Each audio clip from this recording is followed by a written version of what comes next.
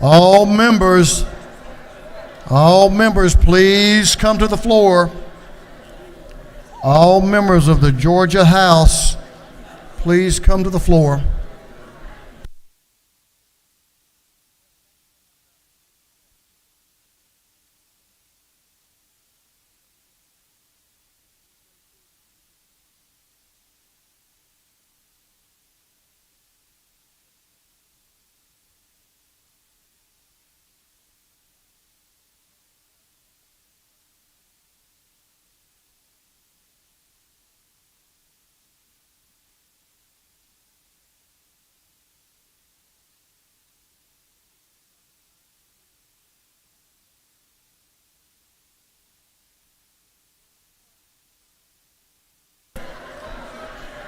Well, good morning. The hour for convening having arrived. All members, please take their seats. Mr. Clerk, will you please ring the bell?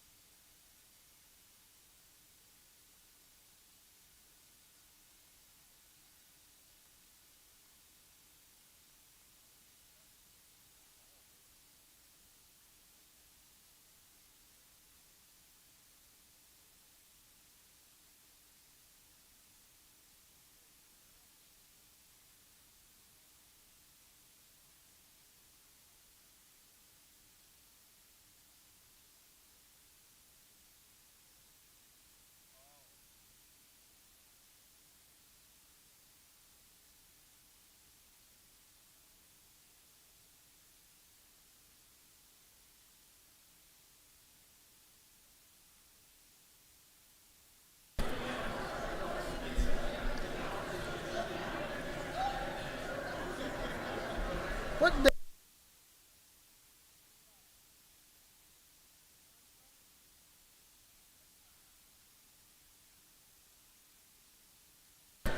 Yeah, if we make it 36, we cut off all these local bills. Local bills didn't get passed after 36. After 36, but you tell everybody here 35, so they got buffer. All members, please take your seats. If I didn't know better, I'd think you all thought this was day 35 and the session was almost over. It could be. If it wasn't for that one thing that Chairman Hatchett's been working on. If we had that done, Chairman Hatchett, we'd go home this afternoon. It'd suit me.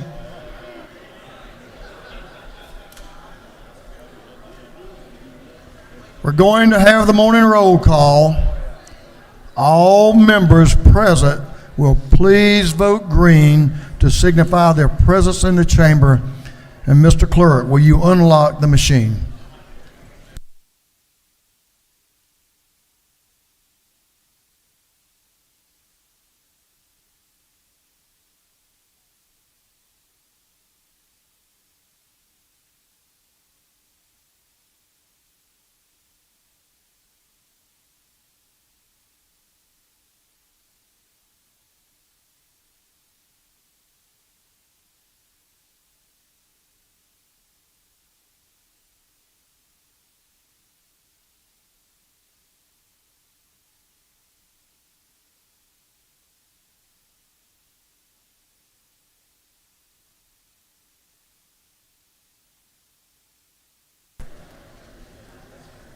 Have all members now voted their presence in the chamber?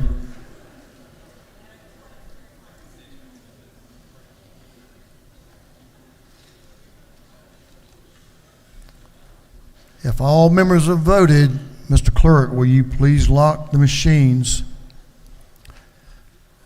Doorkeepers, will you please close the doors and keep them closed? It's a special day in the Georgia House.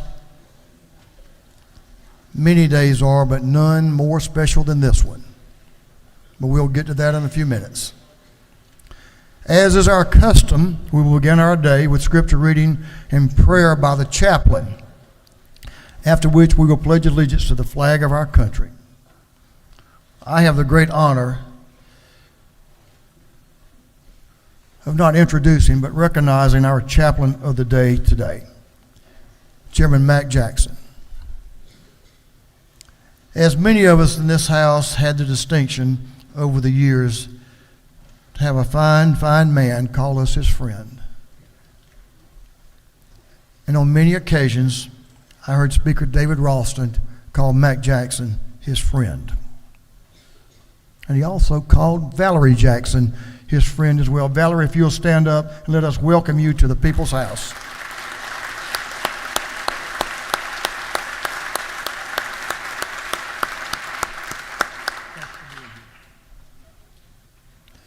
Mac Jackson is a man of God. Speaker Ralston was a man of God, and they recognized that trait in each other. Some of you probably heard this story, but I'll tell you again. Unless you're going to tell it, but I'm going to tell it.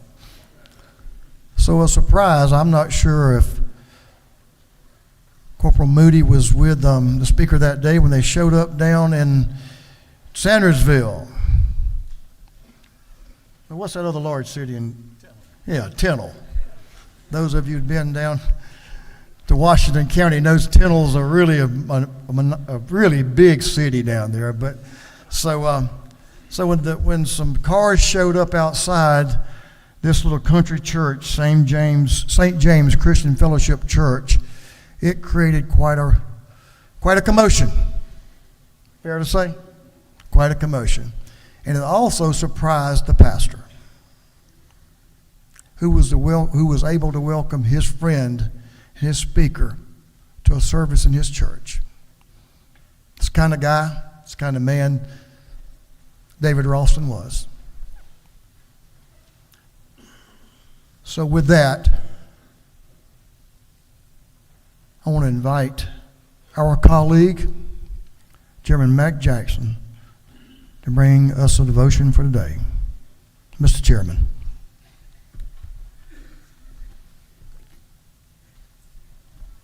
Thank you, Mr. Speaker. It's an honor to be here today to help to celebrate this occasion for my friend, the late Speaker David Ralston. Greetings to my colleagues, our special guest, the Ralston family, and all that came with him. I see some of the staff from his old office sitting here with us, and it just seems like old times today. But I don't have but 5 minutes today, so I'll be very brief so that we can get on with the other programs. But in the old church, they always taught us when we get up to say, I give honor to God, who is the head of my life, and to his son, Jesus Christ. When we're here today for a special occasion, and I'm truly honored, Mr. Speaker, to be called upon to participate in this event.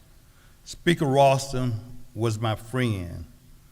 And as I was considering what would be appropriate from the Word of God, from the Scriptures, to say about David Ralston, I thought about Esther 4:14, where Mordecai told Esther, and who knows whether thou art been called to the kingdom for such a time as this. But then I thought about Jeremiah 1:5. Before I formed thee in the belly, I knew thee. And before thou came forth out of the womb, I sanctified thee. And I ordained thee a prophet unto the nations. I thought about 2 Timothy 1:9, who had saved us and called us with a holy calling, not according to our works, but according to his own purpose and grace, which was given us in Christ Jesus before the world began. You see, Speaker Ralston lived out his purpose every day. He was like someone who was in the right place at the right time to fulfill his destiny. And I remember a song that Charles Wesley wrote, a song that we used to sing too in the old church. And the song says, a charge to keep I have, a God to glorify, a never dying soul to save, and fitted for the sky. But this is what I like, and it epitomizes Speaker Ralston, to serve the present age, my calling to fulfill. Oh, may it all my powers engage to do my master's will. And I believe that he was a man of purpose. He was a man that saw a need for the state of Georgia. And Georgia's a better place because of David Ralston. He was a friend to the least. And Jesus told us the way to be successful in life is to serve. And Speaker Ralston had a heart of service. He saw a need and he served the least of them. The ones that couldn't give anything back, he served them with all his heart. But on November 16, 2022, I believe he heard these words that Paul said in 2 Timothy 4 and 6. For I'm now ready to be offered, and the time of my departure is at hand. I have fought a good fight. I have finished my course. I have kept the faith. Speaker Ralston finished his course, and now I believe he has a crown of righteousness because of what he did here in the General Assembly, in life, in Blue Ridge, and all over the state of Georgia. He was a man of destiny, and I believe he finished his course. You see, ladies and gentlemen, Speaker Ralston made this state a better place, and he finished his course. And may God continue to bless his family, and may God continue to bless the great state of Georgia. Shall we pray?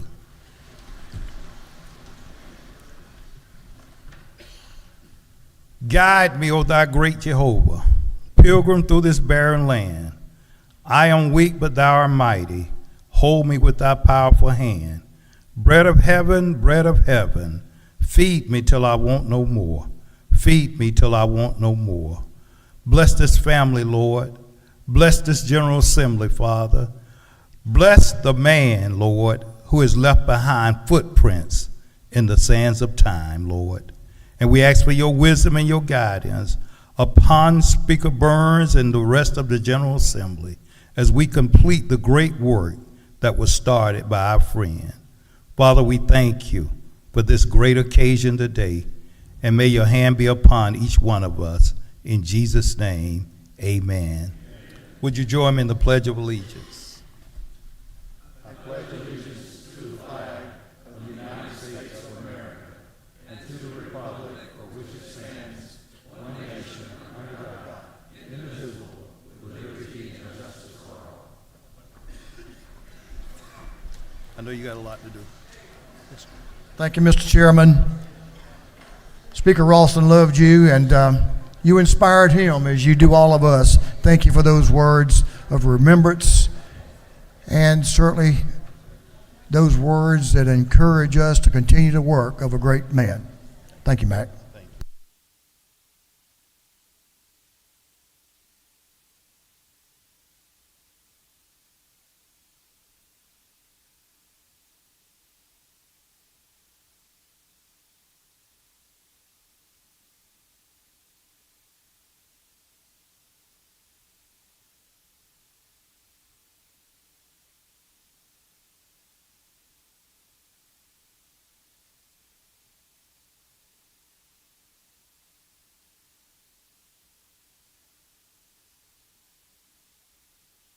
Doorkeepers, you may unlock the doors. Members, you can go to the South Anteroom if you'd like and greet the chaplain, or you can do what you do every day is talk to him on the floor, but that's your choice. Members, I think y'all know the order of the day, what the business we will be about, and I will let you know that we have many guests on the floor, and they will be purposefully acknowledged shortly. One of my favorite things to do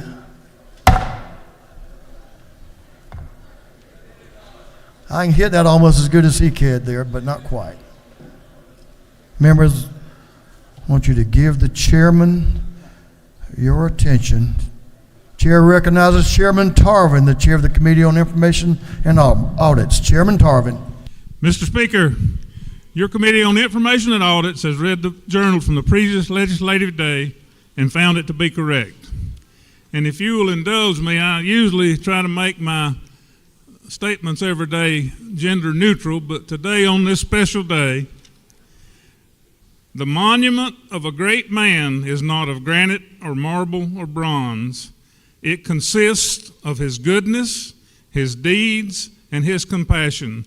Happy birthday, Speaker David Ralston. Well said, my friend. Well said.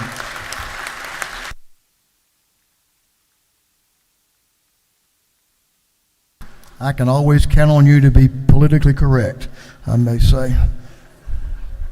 Chairman Tarvin, the chair of the Committee on Information and Audits, reports that the journal of the previous legislative day has been read and found to be correct. Is there any objection to dispense with the reading of the journal? Chair hears none. The reading of the journal is dispensed with. Is there any objection to the confirmation of the journal? Chair hears none, and the journal is confirmed. Mr. Clerk, will you read the resolution establishing the order of business for the day? Representative Astration of the 104th moves following be established as the order of business during the first part of the period. Unanimous consents. Introduction of bills and resolutions. First reading and reference of House bills and resolutions. Second reading of bills and resolutions. First reading and reference of Senate bills and resolutions. Morning orders. Is there any objection to the adoption of the resolution establishing the order of business for the day? Chair hears none, and the resolution is adopted. First reading of bills and resolutions. Mr. Clerk, will you read? House Bill 1473 by Representative Stinson of the 150th. A bill be titled Act to provide a new charter for the city of Fort Valley. Intergovernmental coordination. House Bill 1474 by Representative Lupton of the 83rd, Holland of the 54th, Miller of the 62nd, Willis of the 55th, Schofield of the 63rd, and others. Bill be titled Act to amend an act to provide a new charter for the city of Atlanta. Intergovernmental coordination. House Bill 1475 by Representative Fleming of the 114th, Henderson of the 113th, Carter of the 93rd. Bill be titled an act to amend an act to provide a new charter for the city of Covington. Intergovernmental coordination. House Bill 1476 by Representative McDonald of the 26th, Cox of the 28th, Clark of the 100th, Jaspers of the 11th, Jones of the 25th, and others. The bill be titled an act to authorize the governing authority of Forsyth County to levy an excise tax. Intergovernmental coordination. House Bill 1477 by Representative Fleming of the 114th, Henderson of the 113th, Carter of the 93rd. Bill be titled an act to amend an act to provide a new charter for the city of Oxford. Intergovernmental coordination. House Bill 1478 by Representative Blackman of the 146th, Beverly of the 143rd, Williams of the 148th, Dickey of the 145th, Hatchett of the 155th, and others. The bill be titled an act to create the Mid-State Energy Authority. Intergovernmental coordination. House Bill 1479 by Representative Burchett of the 176th and Corbett of the 174th. Bill be titled an act to authorize the assessment and collection of a technology fee by the probate court of Ware County. Intergovernmental coordination. House Bill 1480 by Representative Silcox of the 53rd, Jones of the 47th, Thomas of the 65th, Miller of the 62nd, Willis of the 55th, and others. Bill be titled an act to amend an act providing for the number of members and for the election of members of the Board of Education of Fulton County. Intergovernmental coordination. House Bill 1481 by Representative Cannon of the 58th, Schofield of the 63rd, Holland of the 54th, Evans of the 57th, Evans of the 89th, and others. Bill be titled an act to provide a homestead exemption from the City of Atlanta Independent School District ad valorem taxes. Intergovernmental coordination. House Bill 1482 by Representative Stevens, the 164th, Gilliard, the 162nd, Hitchens, the 161st, Jackson, the 165th, and Westbrook, the 163rd. Bill be titled an act to repeal an act to provide for the establishment of fire protection districts in Chatham County.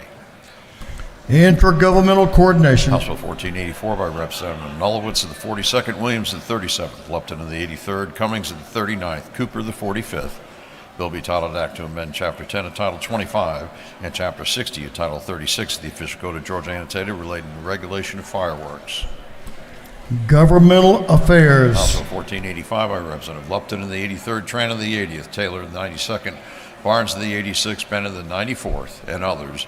Bill be titled an act to amend an act to create and establish in DeKalb County, Georgia, districts from which the members of the County Board of Education shall be elected. Intergovernmental coordination. House Bill 1486 by Representative Lupton of the 83rd, Oliver of the 82nd, Tran of the 80th, Barnes of the 86th, Draper of the 90th, and others. Bill be titled an act to amend an act to incorporate the city of Brookhaven. Intergovernmental coordination. House Resolution 1434 by Representative Martinez of the 111th, a resolution honoring Mrs. Ashley McDonald Callahan and dedicating an intersection in her memory. Transportation. House Resolution 1435 by Representative Stevens, the 164th, a resolution urging the state of Georgia and Department of Economic Development to support the Vince Dooley Battlefield Preservation Fund. Economic Development and Tourism. House Resolution 1477 by Representative Evans of the 89th, Moore of the 91st, Tran of the 80th, Lupton of the 83rd, a resolution creating the House Study Committee on Offshore Wind Energy. Energy, Utilities, and Telecommunications. Senate Bill 575 by Senator Williams, the 25th bill being titled an act to create the Milledgeville Public Facilities Authority. Intergovernmental Coordination. That completes first readers.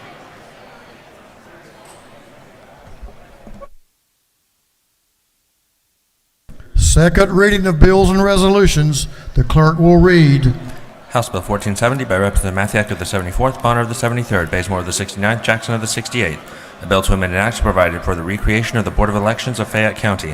House Bill 1471 by Representative Ballinger of the 23rd, Thomas of the 21st, Jones of the 47th, Carson of the 46th, Scoggins of the 14th, and others. A bill to authorize the governing authority of Cherokee County to levy an excise tax. House Bill 1472 by Representative Gamble of the 15th and Scoggins of the 14th. A bill to provide for the creation of one or more community improvement districts in Bartow County. House Bill 1483 by Representative Leverett of the 123rd, a bill to amend an act providing a new charter for the City of Washington. House Resolution 1416 by Representative Neal of the 79th, Werkheiser of the 157th, a resolution creating the House Study Committee on Felony Sentencing and Punishment in Georgia.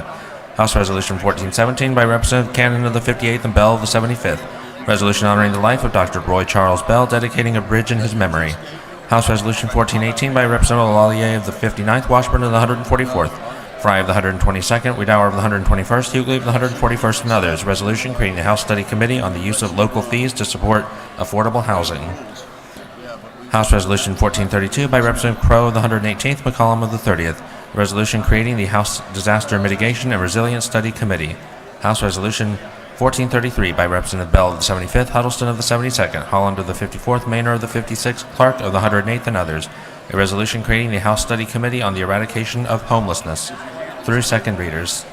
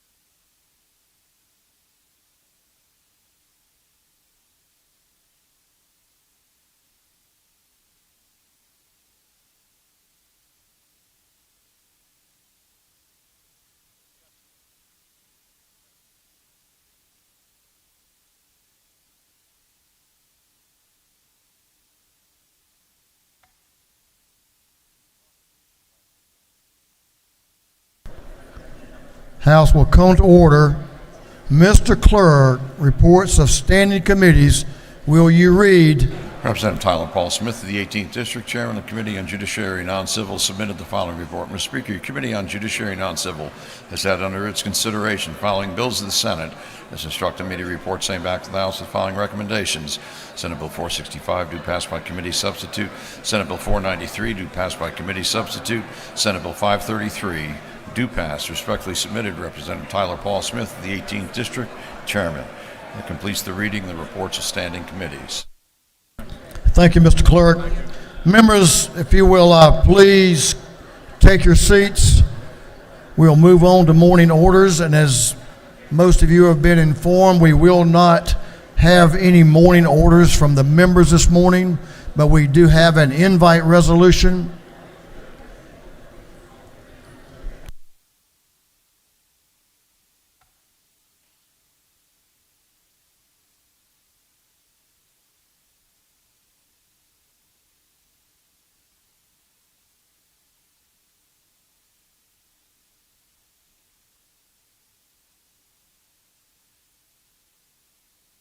Members, we have guests on the floor today.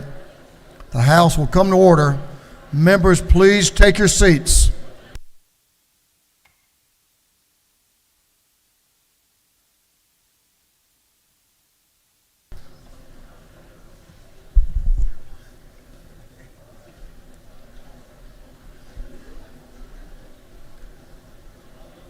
As Speaker Ralston reminded me from time to time, I'll remind y'all, take your conversations to the two anterooms or cease them and take your seats.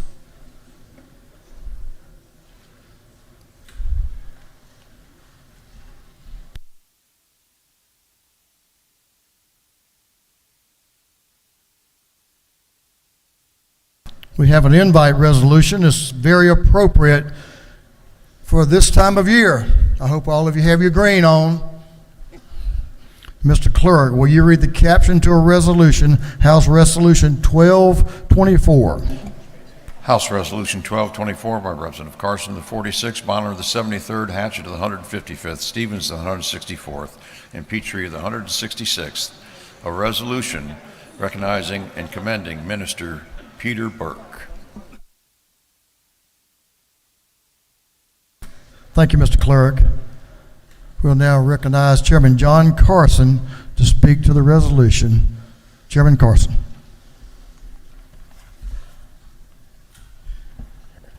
Thank you, Mr. Speaker. Well, good morning, everybody.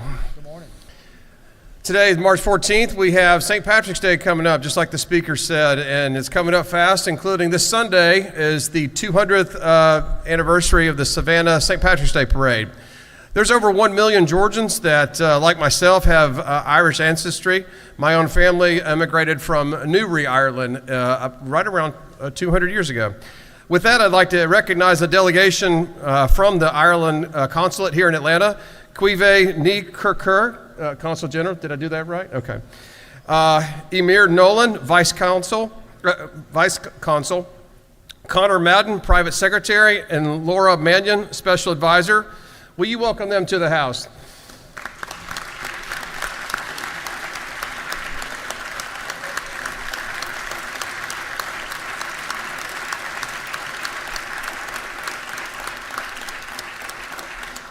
In addition, we have, they're all with the consulate staff here on Peachtree Road in Buckhead, but we also have with us today, straight from Dublin, Ireland, the Minister Peter Burke. Peter's constituency is from Langford, Westmeath. Did I say that correct?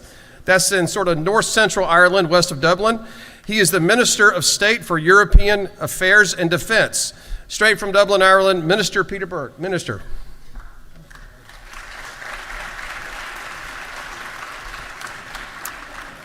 Good morning, everyone. Thank you, Speaker Burns. Really appreciate your time and being here. And also Governor Kemp. I really want to acknowledge and thank both of you for facilitating this, and Representative Carson, which we really appreciate. Could I firstly just pay my respects to former Speaker Ralston, who was a great friend of my country, and I've heard the great remarks that have been made here this morning in respect of him, so I really want to pass on my respects as the country he last visited, I understand, and had a very good and enjoyable experience there, and to your family as well, just to acknowledge that. We're a really special day for us, obviously, with St. Patrick's Day on Sunday, and we are very privileged to be here in the United States, a relationship which we value so much, very dear friends. We have now 9 missions in the United States. Our Consulate General here in Georgia opened in 2010, a country that here, 9.5% of its population claim Irish heritage, about 32 million people, and as your representative said, about 1 million here in Georgia. And the definition, I think, of a good bilateral relationship, dear friends, is that it works both ways. Here in Georgia, we have about 7,000 people employed by Irish companies, a sign of the FDI investment, companies like Curry and CRH on the ground here operating, employing people. I think that's a real evidence that the relationship is working well both ways. So I really want to thank everyone for that. We are investing heavily as an Irish government in the relationship because we value the friendship.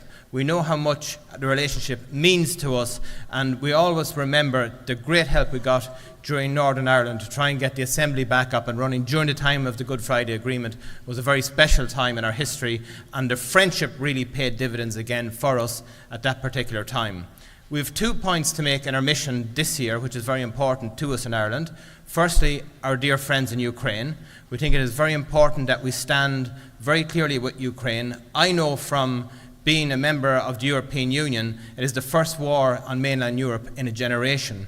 And a country's territorial integrity, the international rules-based order, the right to self-determination is at stake.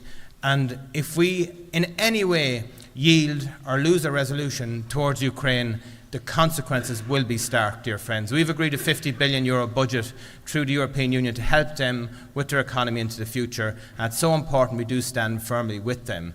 The second very brief thing is I want to really acknowledge the US administration and the work they're doing trying to seek a ceasefire in the Middle East. We as a government have been very clear in our condemnation of Hamas and their act on October 7th.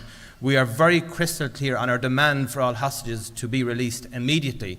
But we also see it is so important to protect vulnerable people. We need to get humanitarian corridors right into the heart of Gaza immediately, because we cannot have a collective punishment of very vulnerable people. And that is so important to us as an Irish country. We really need to see that. And I thank the US administration for working with interlocutors in the region to try and achieve that. So the last thing I want to say is that August 24th, Georgia Tech are going to win in Dublin, so go Yellow Jackets. Thank you. Very good. Thank you. Let's get a photo.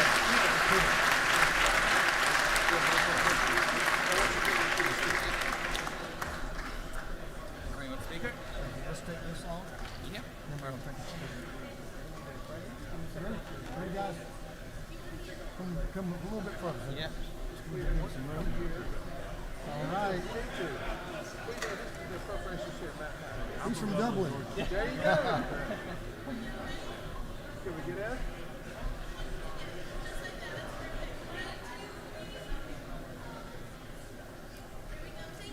Thank you. Thanks very much, Speaker. It's a pleasure. Good to have you. Thanks a million. Hope to see y'all in Savannah. We will be there. Thank you. Thank you very much. Thanks for the gift. Oh, you're most welcome. I'll bring it to Savannah. I hope you. Thank you, sir. Grab that for them. Thank you. Yes.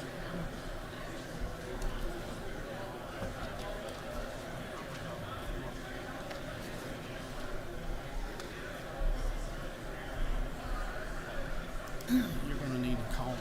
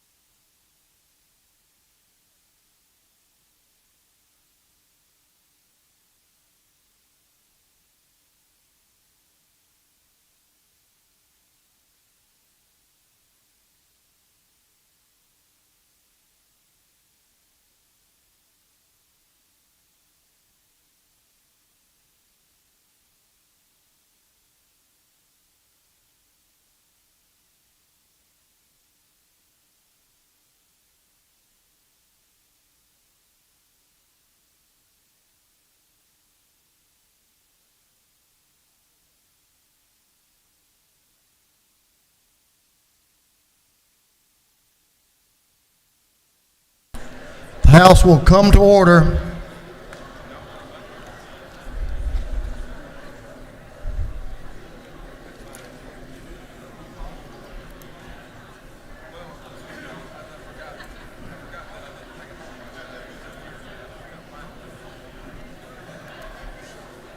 You man.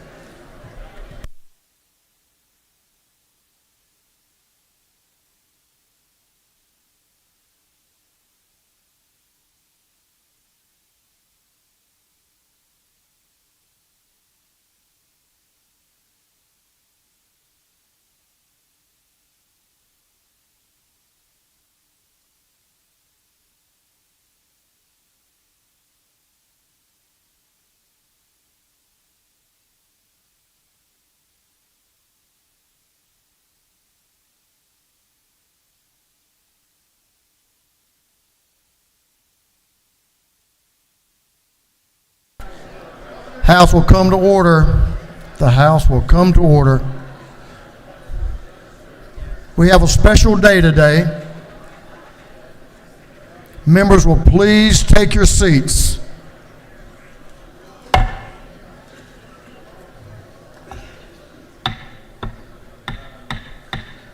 Members will please take your seats.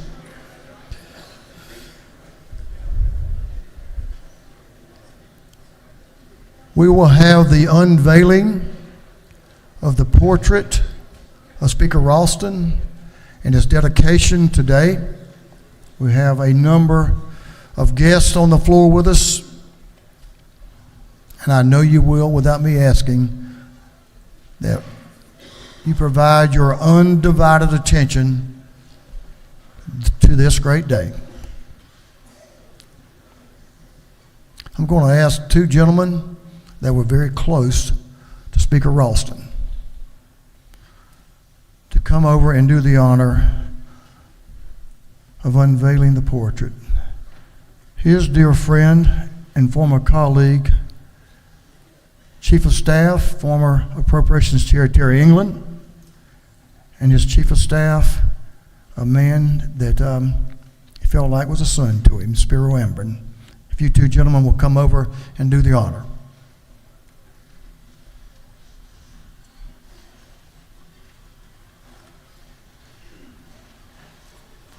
If you'll stand, members.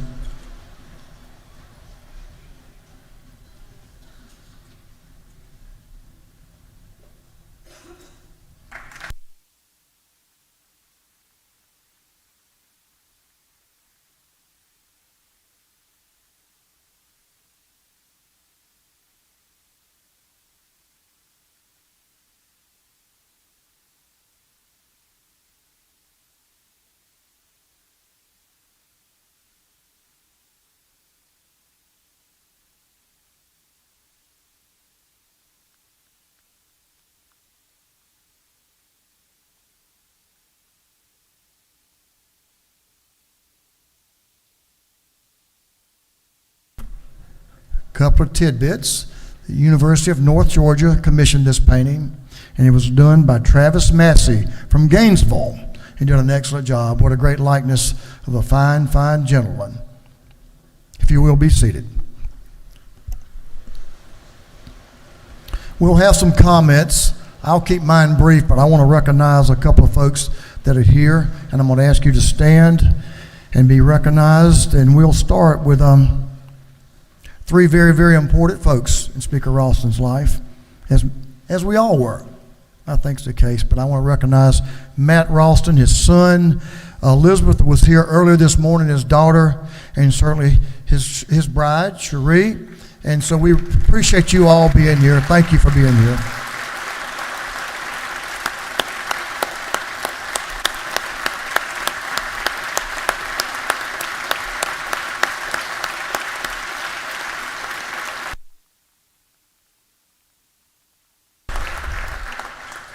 I bet if she's not online now, she'll see this soon. Speaker Ralston's mother, Miss Ernestine, who don't love the mama? That's a good, but I tell you what, Speaker Ralston loved his mother and was always so proud to talk about it, and she stood with him. stood with him day in and day out. And I think I thought about something else he was very proud of. A gentleman named Willard Ralston, who was clerk of court for many, many years up in Fannin County. You know, I think Speaker Ralston got his love of public service from a lot of people, but I know his dad's imprint for public service and how he cared about his fellow man and his mothers were always on his mind and on his heart. So we appreciate and remember his dad, as Speaker Ralston always did fondly. His brother, Dennis, if you'll stand. We appreciate you.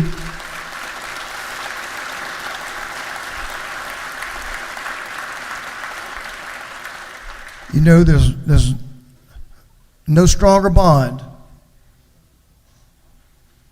than between brothers and sisters.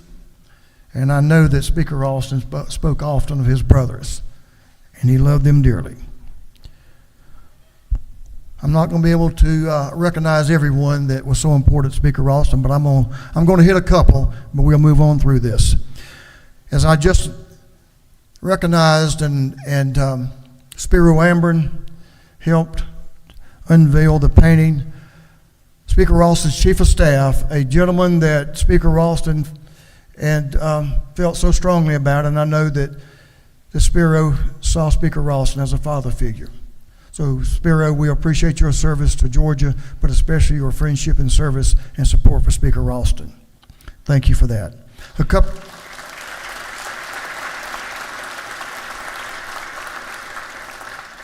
All of us know here in this place the work that we do could not be done alone. So I want to recognize three ladies that were especially helpful in directing Speaker Ralston. And I say that very strongly, directing Speaker Ralston. His executive assistants, Diane Harden, if you'll stand.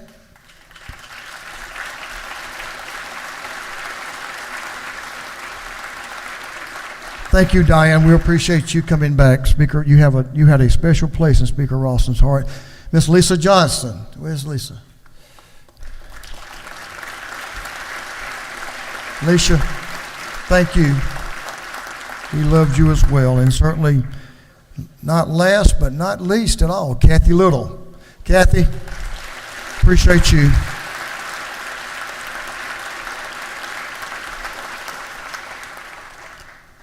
Just a couple of comments from someone who was so proud to have Speaker Ralston call me friend. Speaker Ralston had a generational impact on our state. Not merely by his years of service, but the care and love that he had for the members of this house that he loved so dearly. But more importantly, for the people of this state.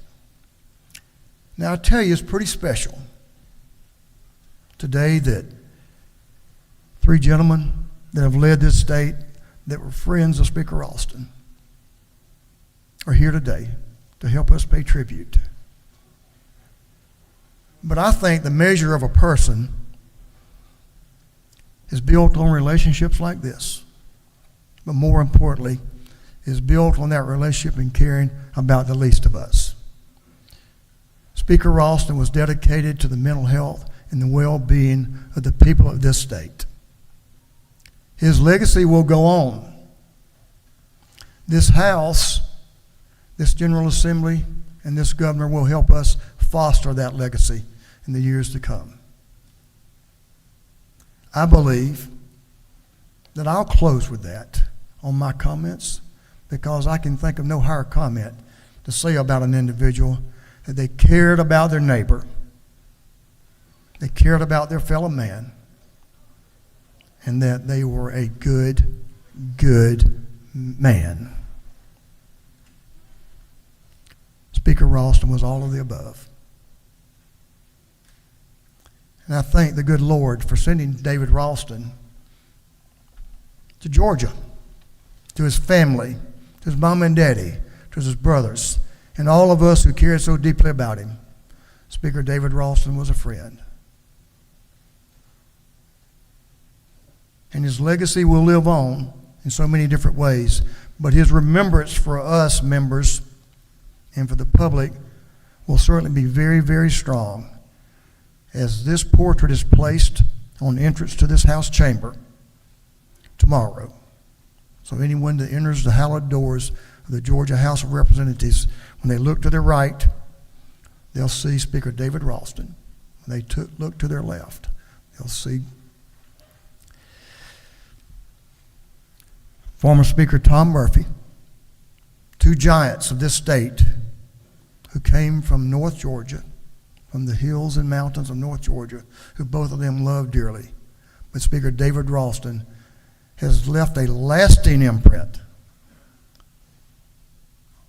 on us as individuals, but on the people and the well-being of all the citizens of Georgia. With that, I want to welcome the 81st governor of the state of Georgia, Governor, if I may, Governor Sonny Perdue, who's held many, many titles and many important positions of responsibility in this state. I know of the high esteem that Speaker Ralston had for you, Governor Perdue. And it's because of your friendship. I think he served with you in the Senate, and he served this House very well as a member while you were governor, I believe. And certainly, Governor Perdue, you've made many important contributions to our state. If you would, I would appreciate, and the members would, if you'd come up and have a few words. Come on up here, if you will, sir. We'll let you come all the way up here.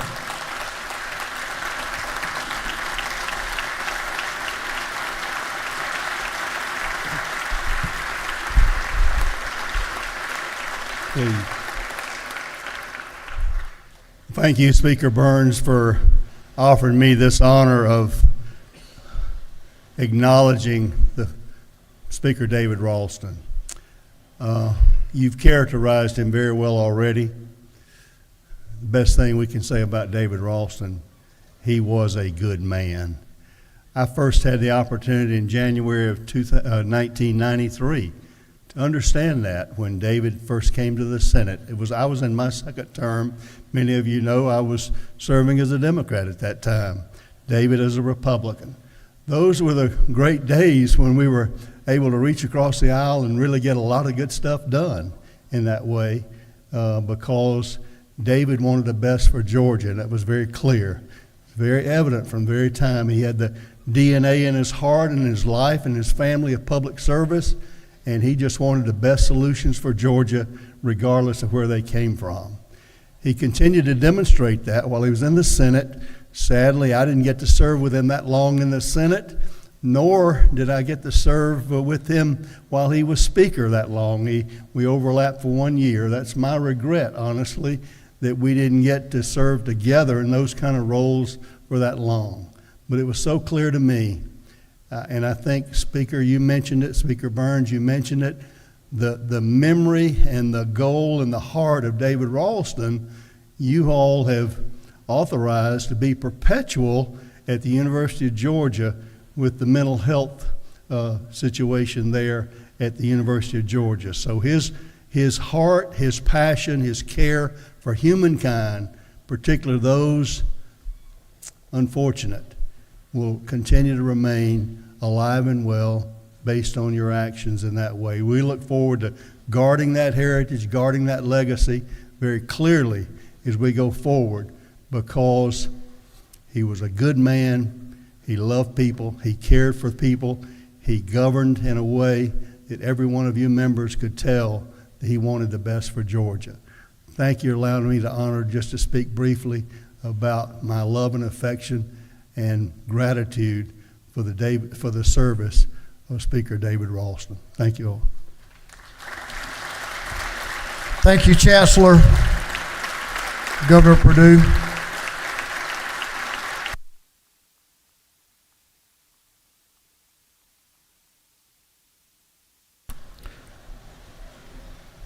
Now, our next gentleman, we would love to come up and speak to his memories of Speaker Ralston,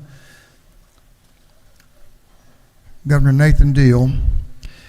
Their service did not overlap. I think, Governor Deal, we talked about it. You were on your way to Washington when Speaker Ralston came into the Senate.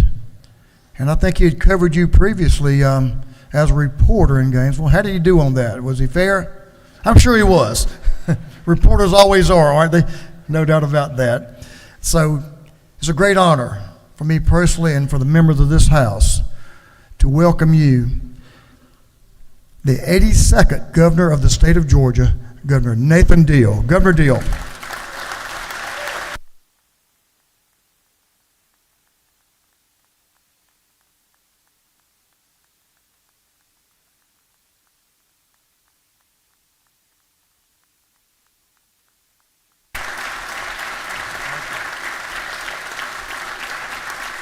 Thank you all. Thank you. Thank you, Speaker Burns. I am honored to be with you all today. I see so many familiar faces and quite a few new ones. Welcome to the most deliberative body that you will ever be a part of. And I can say that having been, as your colleague Doug Collins did, at the higher level, this is the more deliberative body and closer to the will of the people. So thank you for having me.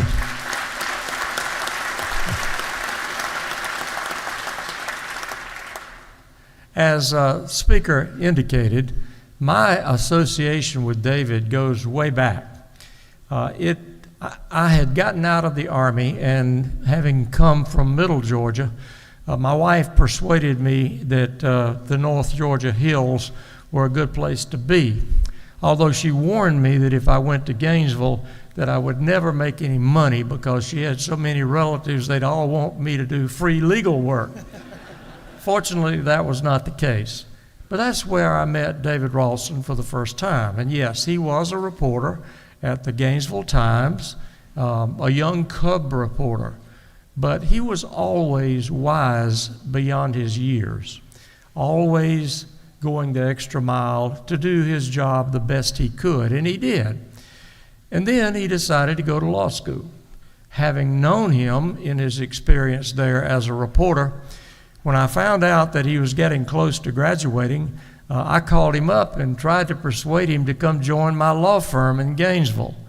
But the pull of his part of the mountains was stronger, his family ties were stronger, and he went back home, which proved to be a very wise decision on his part. All the things that have been said about David Ralston are true. He was a good friend. He was the kind of person that you didn't have to go back and try to recreate your friendship every time you saw him. You simply picked up where you left off. You knew that you could depend on him. And as governors will tell you, one thing that you need is a strong Speaker of the House of Representatives that you can depend on, whose word is reliable, because you make decisions based on that, and he in turn has to have the confidence of the body that he represents, and David certainly had that. As I have had occasion to speak on various occasions, people always come up and say, well, we appreciate your wisdom. Well, you know, I got to thinking about that, and I tried to decide, what is wisdom? Now, David Ralston had it, and this is my definition of wisdom. It is common sense that has been marinated by experience. And that's what David Ralston brought to the table. Common sense that has been marinated in the brine of experience. Thank you so much for having me today. To the family, my best wishes. You will always be a part of me and my heart, and all of you in this body. Thank you so very much. Congratulations to the family.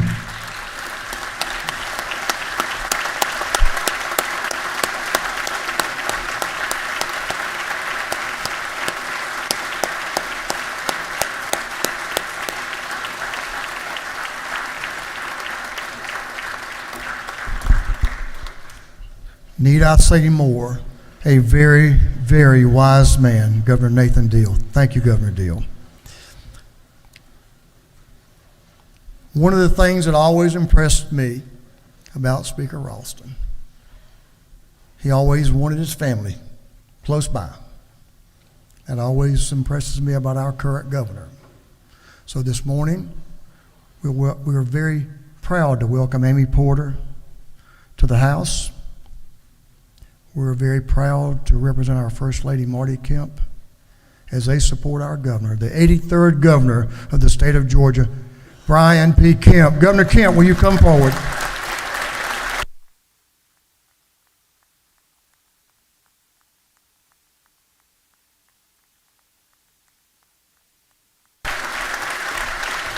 Well, thank you very much. Well, thank you all, and good morning, Speaker Burns. It is an honor for Marty and Amy Porter to be with you today to honor a great man, an accomplished statesman, and a valued Georgian whose memory continues to abide here in this chamber. I just am honored also to be standing with Governor Perdue and Governor Deal this morning. Governor Deal, I will tell you, I feel like I'm still being marinated. David Ralston had a big part in helping marinate me over the years. But as I said, after Speaker Ralston passed, he was so many things to so many people. He was a man of faith and a man of family, a loyal friend, a lifelong Republican. No doubt he was a proud North Georgian who talked about the mountains a lot. And he was certainly a commanding authority in this House, but I don't think he broke as many gavels as Speaker Burns has. He was also a fighter, though. You know, he was a fighter who always showed respect to everyone, regardless of what side of the issue they were on. He was a man of decency. And as we know, he was a passionate fan of the Braves and the Georgia Bulldogs. As mentioned, a champion of mental health reform, but also a master of political and American history, and as we know, so much more. I know all of us, has been expressed this morning, have memories of Speaker Ralston, and we will cherish them for many years. This portrait will serve as a lasting reminder of this man and of those memories.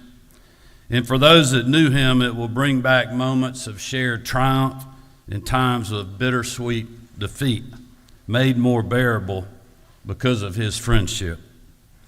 It also will remind us of his booming voice that once reverberated through the halls of this Capitol.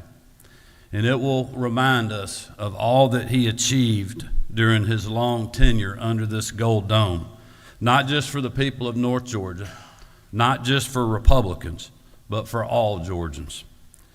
He was no doubt a great partner, especially when it came to matters of economic development and keeping Georgia the #1 state for business. Now, I will just tell you, I'm sure when the portrait was unveiled and people saw that beautiful painting, they probably had many emotions and thoughts. But sitting right there where I was and those eyes coming right toward me, I just felt like he was looking, saying, y'all need to get your business finished. I'm not exactly sure what he might be wanting us to do, but I just feel like that gaze is telling us we need to continue our work here for the people of this state.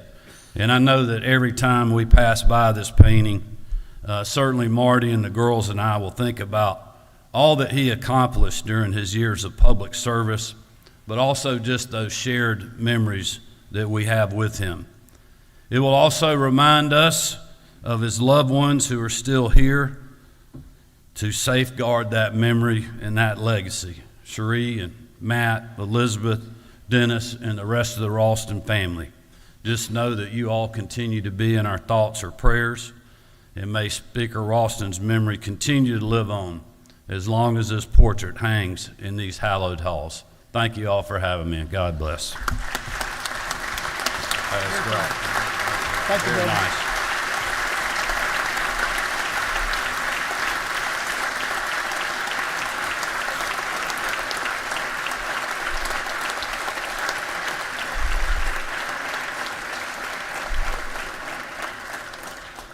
Governor Kemp,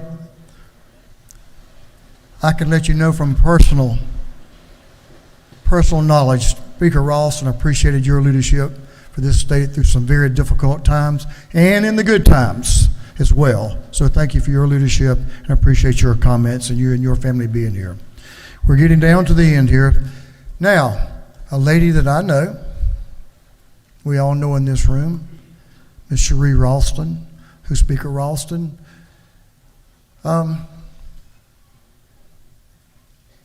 loved. How about that?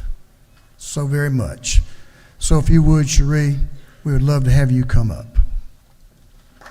Cherie Ralston, my friends, the wife of our late Speaker, David Ralston.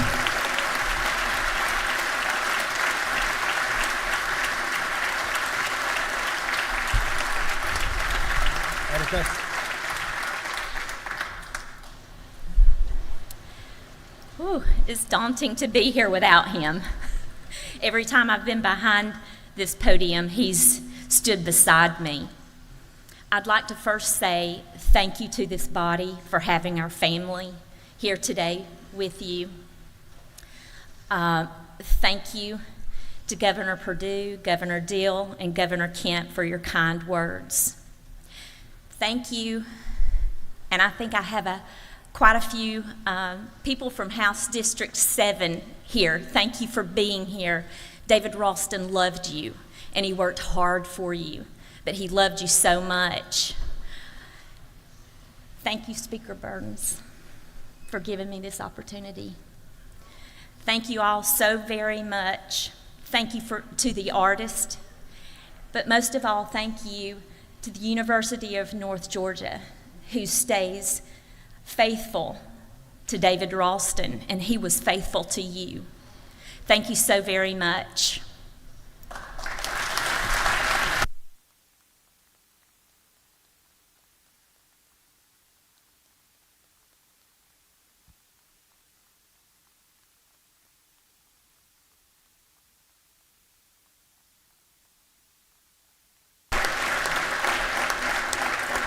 What a strong lady you are. And we know that Speaker Ralston's work will always be on the forefront because you'll make sure it's there, won't you? I can guarantee as other members that loved him. 2 points of personal privilege that I'm going to take. Congressman Doug Collins, a dear friend, thank you for being here. We appreciate you, your work in this House, for our country, and your service in Washington. Speaker Ralston thought the world of you, as you know.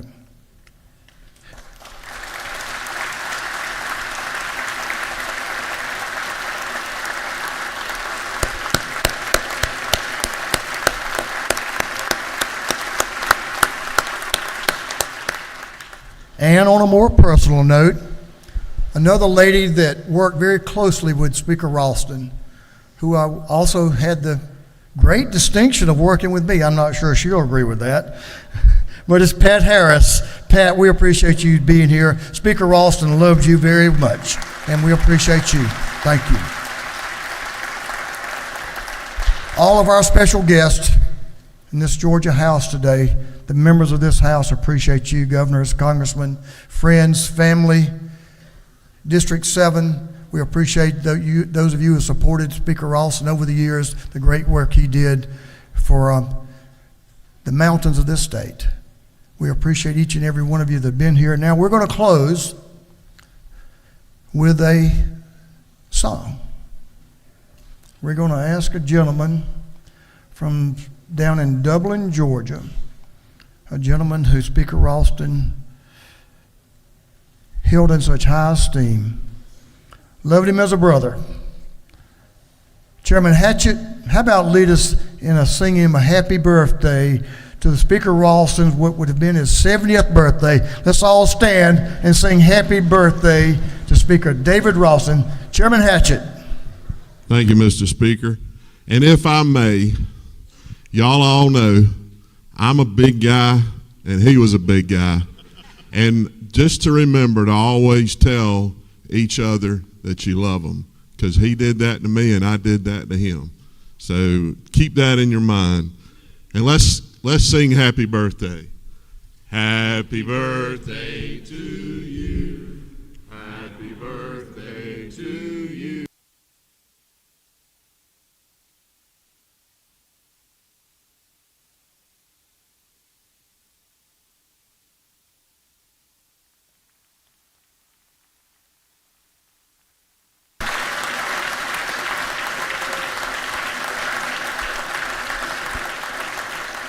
That concludes our work. Members, if you want to greet our guests, you may do that. We will pause for a few minutes. Thank you for all of our guests that made such a special effort to be here and for your words. Thank you so much.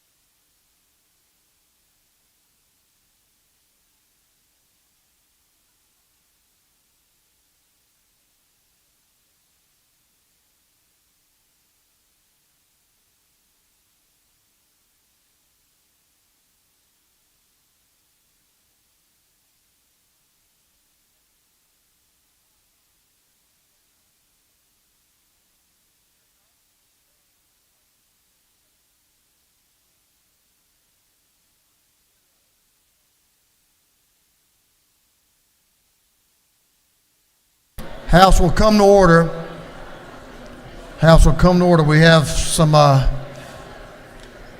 members we need to hear from as we continue into our morning orders.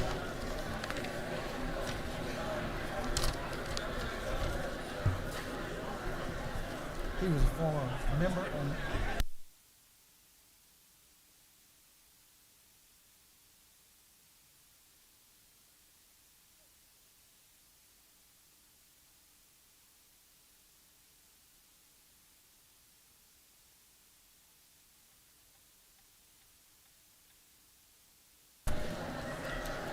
House will come to order. Members will please take their seats.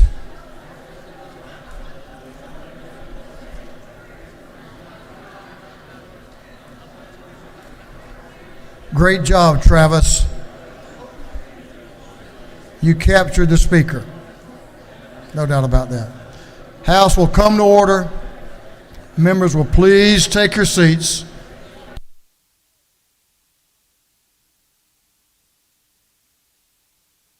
Mr. Clerk, if you'll ring the bell and bring our members back into the House.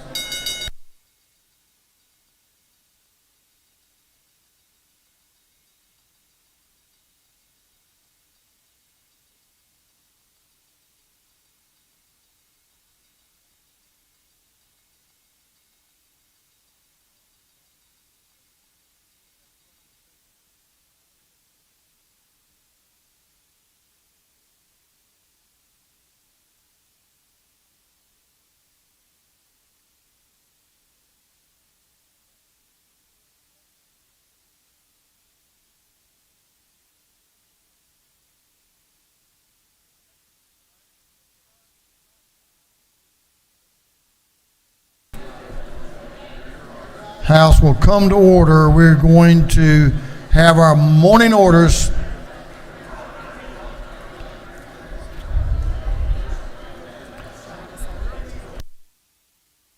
Members, we will have strict construction on morning orders this morning.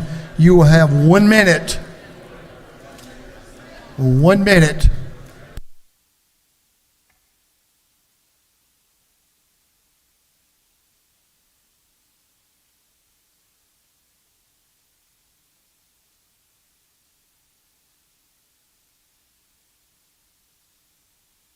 Representative Lim, just be ready if you'll stand by just for a minute.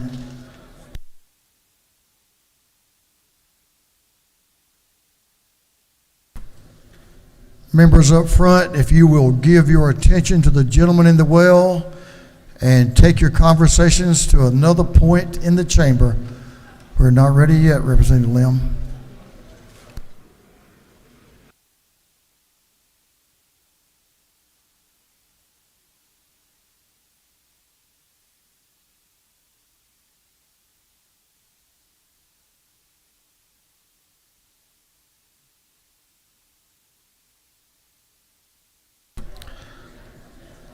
We're about ready to begin with morning orders, but I first want to recognize a former member of this House, Representative Roger Hines, who also served as messenger of the House. It's always good to see you, brother. You're looking great. Good to see you. Thanks for coming back.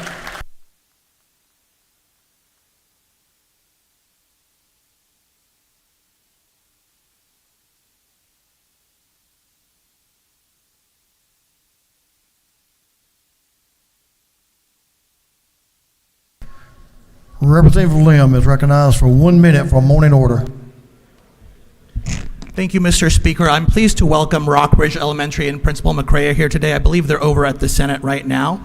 The school, whose student body comprises students from over 40 countries and over 20 different languages, is at the heart of my district. And I want to acknowledge not only their scholastic achievements, but also Rockbridge being the embodiment of communities and schools, which I know is important to all of us. Housing rights training, health fairs, nutrition classes, monthly blood pressure screenings, events for home-based childcare providers. These are but a few of the events we've been able to put together, new events at Rockbridge just in the last 365 days. So I want to take a moment to acknowledge them, their commitment to communities and schools, and Principal McCrea. Thank you, Mr. Speaker. Thank you, Representative Chairman Stevens. Ron Stevens is recognized for a morning order. Thank you, Mr. Speaker. I'm looking for my crowd. I think they're trying to work their way back in. Today is the Community Health Care Service Day. I can tell you that there's collectively 35 organizations and 243 sites in 132 counties. These, ladies and gentlemen, serve 750,000 patients in healthcare centers throughout the state of Georgia, and they contribute $375 million per year to the Georgia economy. These folks are our safety net for those that are underinsured or uninsured, and they were supposed to be here today, and they're going to be in the anteroom if you'd like to come out and see your representative. Thank you, Mr. Speaker. I'll yield the way.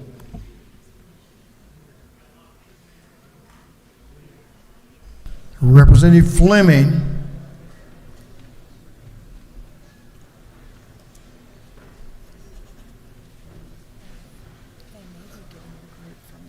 He must be moving over with his group from the Senate.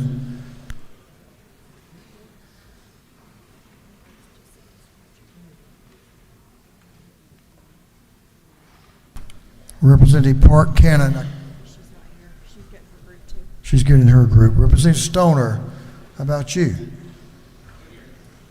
As Representative Park Cannon, we'll recognize Representative Cannon. Thank you, Mr. Speaker. Any of the Perinatal Providers Day members, honorees, if you could stand. Super excited to be here with Representative Lydia Glaze, who has helped us through this year of understanding of maternal health appreciation. Today is Perinatal Providers Appreciation Day. As many of you may know, midwives and OBGYNs are assisted by providers called doulas. Doulas provide emotional and physical support and also work in conjunction with other providers. Today we have Naima Bond, wave your hand, who has assisted over 100 births as a doula. Tiffany Bryant, who is the manager of Georgia's first ever hospital-based doula program at Wellstar Health Systems. Shanti Moore, who is a midwife completing her training this summer. Natalie Hernandez from Morehouse School of Medicine Center for Maternal Equity, which has been funded through our state budget by this chamber, and Amina Sacred Birth Keeper, as well as Salama and Bethany, who are community midwives. We just want to say that we support you, we're proud of you, we're grateful for you, and congratulations on today, Perinatal Provider Appreciation Day. Thank you, Mr. Speaker.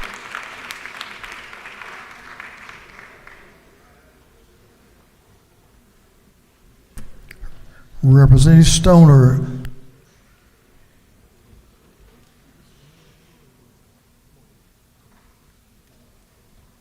Representative Doug Stoner is recognized for a morning order.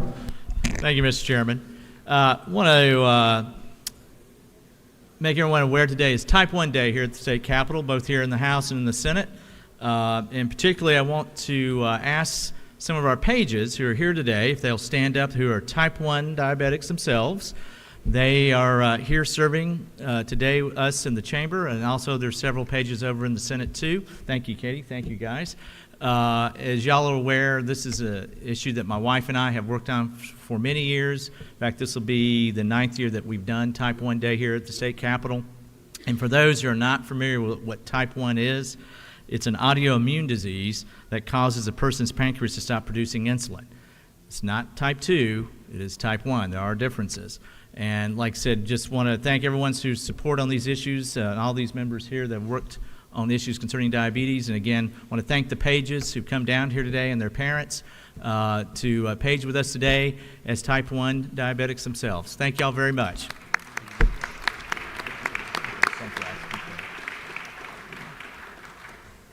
Representative Parrish is recognized for a morning order. Representative Parrish.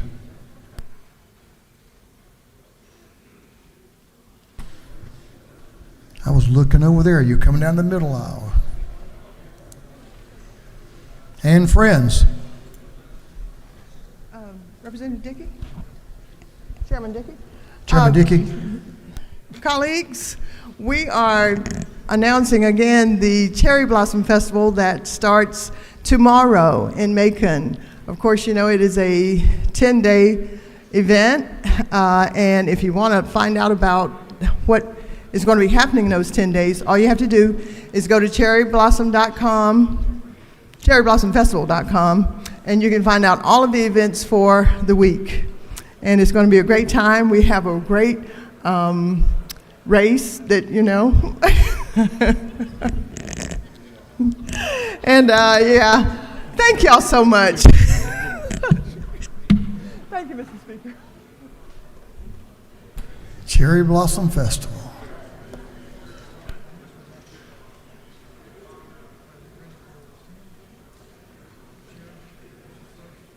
Representative Henderson is recognized for a morning order, and she's bringing along Representative Fleming. You are recognized. Good morning. Thank you, Mr. Speaker. Good morning, House of Representatives. It gives me great pleasure to extend a resolution and an Outstanding Georgia Award to none other than Principal of the Year 2024 for the entire state of Georgia.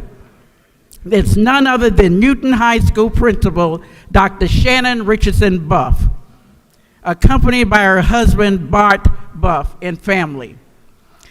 During her tenure as principal of the Newton High School, the graduation rate increased to 92%. She elevated SAT scores and ACT scores, and she orchestrated $50 million secured in scholarships for the school. She has a rich background in education. Dr. Buff, thank you for the years of leadership. Thank you for your dedication, hard work, perseverance to our children. My own daughter, Angel, was under your leadership for years. So I thank you wholeheartedly. Thank you for doing what you're doing in the halls of education. We are proud that you represent Newton County. We also are delighted to have none other than our Superintendent of Education, Dr. Duke Bradley III. Will you stand, Dr. Bradley? Colleagues, can you give them both a hand for a tremendous accomplishment of Principal of the Year 2024 for the entire state of Georgia. God bless you both. Thank you, Mr. Speaker. Thank you, Representative. Congratulations, and thank you for your work. We appreciate that. Representative Fleming is recognized for a morning order. Thank you, and Representative Henderson will join him. And Thank Representative Anderson. We got the whole crowd. Thank you, Mr. Speaker. I want to recognize. Excuse me. I want to recognize today is Newton Industry Day at the Capitol. We have many of our industry leaders and local elected officials. I don't think they're in the gallery. I think they're on the Senate side. But we have Bridgestone, General Mills, Archer Aviation, Meta, BD Bard, and Cinelease are some of the leading industries from Newton County. Today, after the lunch break, you will be receiving a gift bag on your desk from Newton County Industrial Development Authority, which will include some Bridgestone golf balls, some Bridgestone hats, and some other good goodies from Newton County. So thank you, Mr. Speaker. We yield the will. Thank you. I think Representative Anderson's been giving me a hard time, Representative Crow, and that's why he was on my mind. So sorry about that.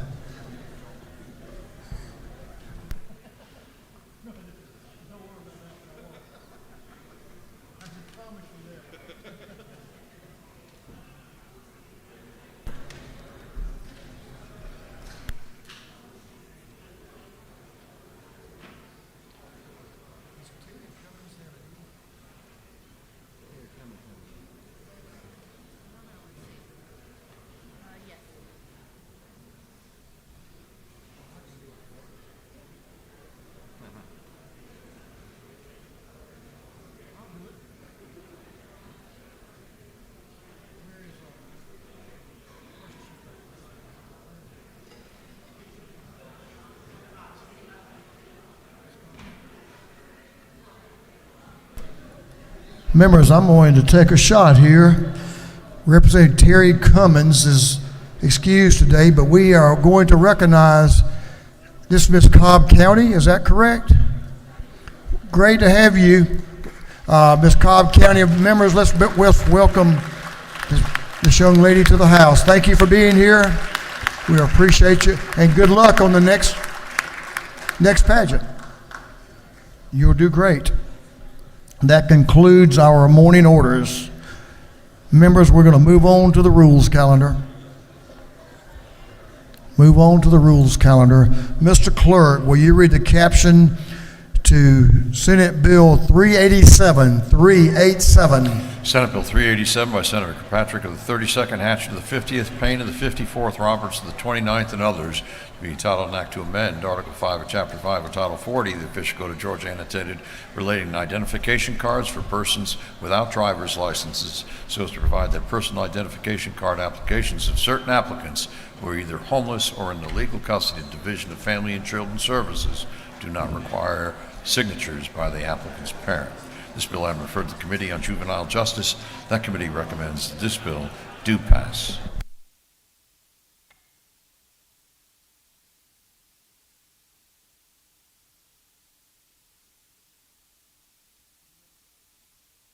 Chair Lady Ballinger is recognized to present Senate Bill 387.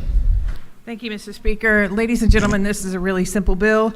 Section 1 does away with a parental signature that's required to get an identification card. Section 2 indicates that the kids will have to pay for the identification card. And Section 3 just mandates that DFACs get every child that's between 14 and 19 years of age in their custody an identification card. I'll be happy to yield for any questions. You have no questions. Thank you. I urge your favorable consideration of Senate Bill 387. Thank you. The lady has yielded the well. We have a member who wishes to speak in favor. Representative Hughley is recognized to speak in favor of Senate Bill 387. The lady is recognized. Thank you, Mr. Speaker. Ladies and gentlemen of the House, I want to thank the chair lady and her committee for bringing us this bill. It's very important because we had a situation in Muskogee County where a new student arrived at a school. They left the campus on the first day. The school didn't have their records. There was no identification, and public safety had a difficult time trying to deal with this. So this is going to really help our students who are in foster care. So I appreciate the bill, and I urge your favorable consideration. Thank you. I yield the well. Thank you, Representative. She's yielded the well. Is there any objection to the previous question being ordered? The chair hears none. The previous question is ordered. Is there any objection to agreeing to the report of the committee, which was favorable to the passage of the bill? The chair hears none. The report of the committee is agreed to. Shall this bill now pass? All in favor of the passage of the bill will vote yes. All those opposed will vote no, and the clerk will unlock the machine.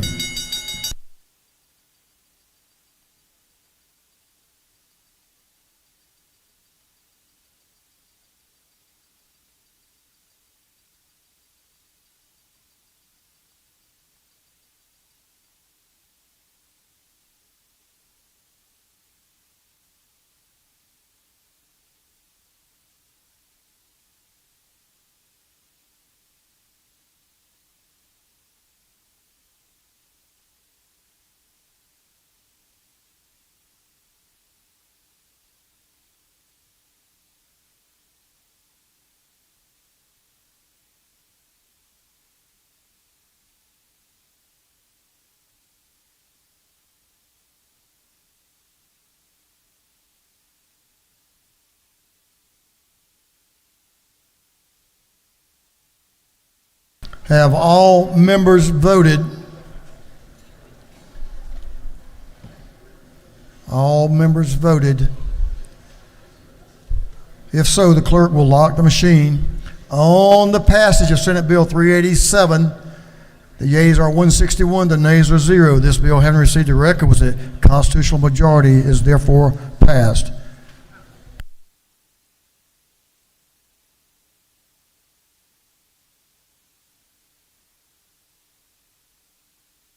Members, the portrait of Speaker Ralston will be in the South Ante room until it's placed tomorrow. So if you'd like a photo or something later in the day, that's where the painting will be.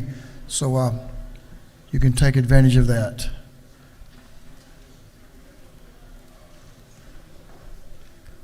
Mr. Clerk, will you read the caption to SB 233. Senate Bill 233 by Senator Donald Zell of the 27th, Brass of the 28th, Still of the 48th, Moore of the 53rd, and others, be entitled an act to amend Title 20 of the Official Code of Georgia annotated relating to education so as to provide for the establishment of promised scholarship accounts. This bill has been referred to the Committee on Education. That committee recommends that this bill do pass by committee substitute.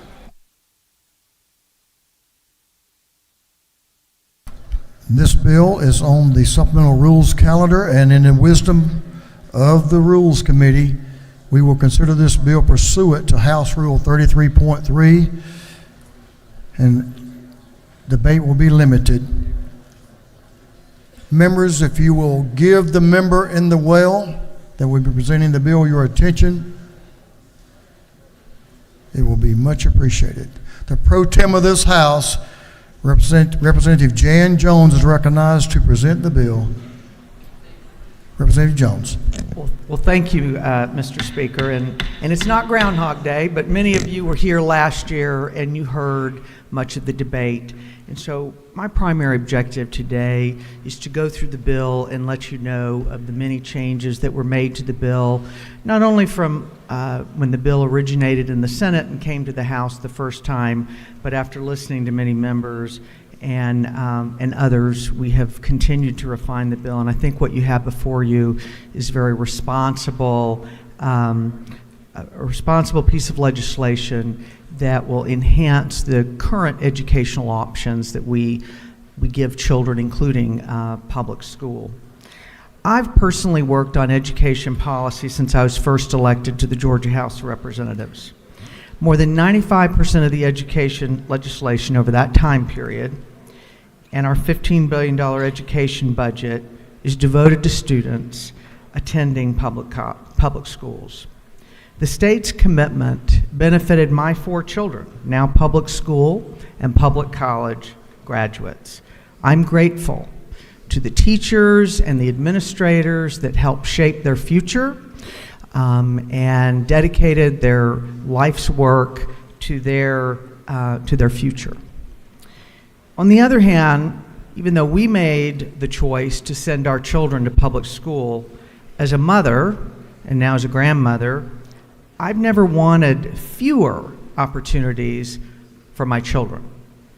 And I was glad that there were a limited number of charter schools and a targeted school voucher program or two that the state currently had to provide options, even though we did not exercise them.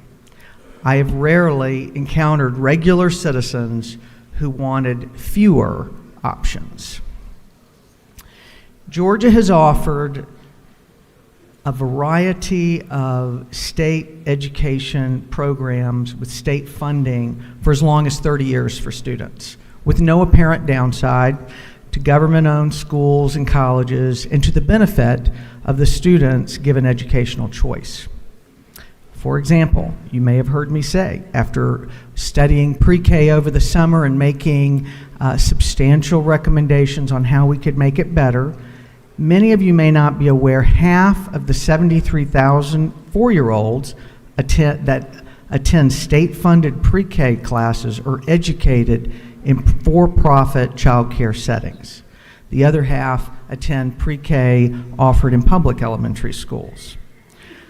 Of the 149,000 students receiving Hope Scholarship this year, 15,000 attend a Georgia private college and receive $5,000 yearly out of lottery funds, which, by the way, are state tax collections.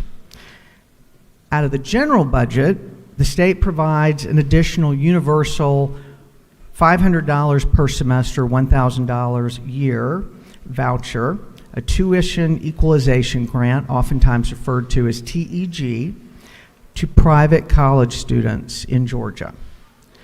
The state also pays tuition for high school dual enrollment students satisfying class requirements at public and private colleges. 52,000 students take advantage of that. What you may not be aware, though, is that in the general budget, the the state pays dual enrollment for students who attend private schools, private high schools. And there are 5,386 students attending private high schools, in which Georgia pays a total of about $9 million per year out of the general budget so that they, too, may have further educational options, both at private and public colleges. Since 2007, some of you may have been here, when we passed a special needs scholarship equal to the state funding for qualifying students whose parents preferred a private school to meet their child's educational needs. It has become, I haven't noticed it's been particularly controversial when we've made some minor tweaks to it over the years to update it. There are 3,000 students, some of them your constituents, who use this now to attend a school that they feel better meets their child's needs. Increasingly, other states have offered educational options, other programs to complement public education. Even Georgia has offered tax credits since 2008 directed to nonprofits to help students pay private school tuition. A program totaling, I believe, I meant to ask John Carson, but I believe it's up to $100 million, might be $80 million a year. And it equals that, if it's $100 million, that equals 6% of 1% of the state's public education budget, equal to a rounding error. So in that regard, I would like to spend a few minutes and go over the bill and some of the changes that we've made. In the first section of the bill, we will now have a, let me get my notes here.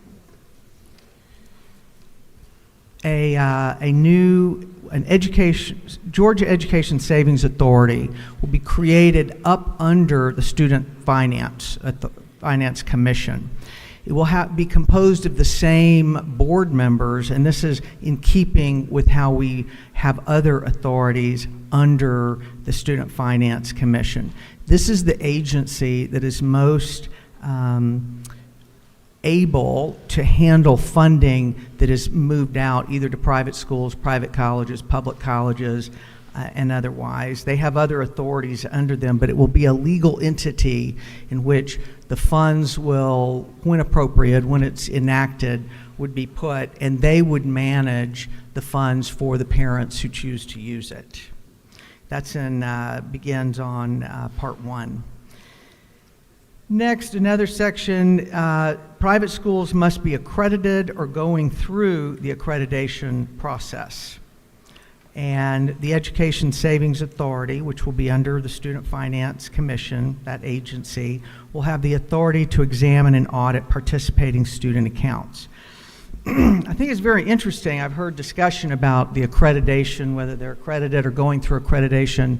You might be interested to know that many public elementary and middle schools, traditional public and elementary schools, are not accredited. In fact, the accreditation process generally takes several years, and they, a charter school, for example, will open, start undergoing accreditation. It usually, as I mentioned, takes about 3 years. You can't pre-accreditate a school. It has to operate for a few years so that how they conduct business and how they educate the children can be evaluated. Accreditation most matters for high schools because HOPE is accepted. A student can apply for and receive HOPE or HOPE grant if they attend a high school that is not accredited. For example, when Clayton County lost its accreditation, they could still apply for and receive HOPE scholarship. What accreditation is really needed for, aside from, I will say, it is can be an indicator for quality, is if you are applying to a college out of state and they require that your high school have accreditation.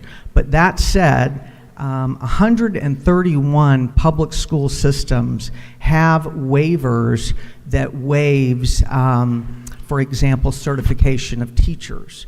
We have many teachers as well in Georgia that are not certified, but they are undergoing certification, but we really don't know how many, because most of the charter systems have waived teacher certification, and most of the the contract school systems have also waived that. That part is on page 13. To be eligible, a student's parent has to have been a Georgia resident for at least 1 year. That's on page 15. However, that 1 year requirement doesn't apply if the student's parent is an active military service member stationed in Georgia within the previous year. So I've been asked about, can students hop back and forth? Of course, they can do that in public schools. You could move into one public school and then move your location over to another public school. You could do it 3 times a year if you wanted to, although most parents have no interest in doing that. But your parent, you have to have continuously been enrolled for 1 year in a school that performs in the lowest 25%, unless you're entering kindergarten. That is in keeping with how we do our special needs scholarship and our education tax credit, because you weren't in school the previous year. And I just want to clarify that when I was here when we enacted the first student scholarship, the special needs scholarship, all the debate of attending a school for a year, should it be 6 weeks, should it be 1 semester, should it be 2, the point of that is for the benefit of the public school. What we didn't want was for a public school who puts its contracts out in May for teachers to have students sign up to fulfill their requirement and then leave before the second student count in the spring. It wasn't because we thought it was necessary that the student had been in the public school. It was for the benefit of the planning and the future labor needs, teacher needs of the public school. And that is why it is in there. And it is consistent, although it is tighter than what we have in the special needs scholarship and with the tax credit. Priority, this is new, priority for promised scholarships will be given to students whose parents earn 400% or less of the federal poverty rate, which in 2024 is $120,000. That's about, for a couple that's married, that's about the salary of a police officer and a nurse. And they will be given first priority for whatever funding is appropriated by the legislature and the governor when this is enacted. If all of the money is taken by families that earn 400% or less, then there will be none available for anyone whose parent or parents earn more than that. Another new section, and that is on pages 15 and 16. The next section is a cap, and that is new, and that came as a result of our conversations with members in this body. And of course, any member of this body was more than welcome to give suggestions, but those who did, this is one of them. And on page 20, there's a cap, because I've heard this could be the most expensive program, it could be billions of dollars. Well, the cap does give you some certainty. It could be as little as 0, because it's only subject to appropriations, it's not a tax credit. Or it could be as much as $140 million, which would be the equivalent of 1% of, and the QBE reference is for purposes of having a benchmark. On page 20, you'll see that the number remains the same, 6,500 for qualified education up to 6,500. If a parent utilizes 2,000, then that would be the max if they could show qualified and approved receipts to the new authority that will be responsible for monitoring this. The number was arrived at by looking at QBE as a benchmark and coming up with an average excluding special needs increments, which would have added a lot of money to the base amount, and taking away other types of grants. We used the average because what the concern with the state is that, this is state funds only, not local funds, is that overall these students on average, do not cost the state more than what we are spending for a student to attend a traditional public school. The funds will be placed, as I mentioned, in a promised scholarship account, and they are not directly provided to the parent. They have to provide receipts before they receive reimbursement. I just want to make it clear that the funds for promised scholarships must be appropriated yearly. I always looked at it as there was a yearly sunset. We had to decide every single year, are we going to appropriate for this again?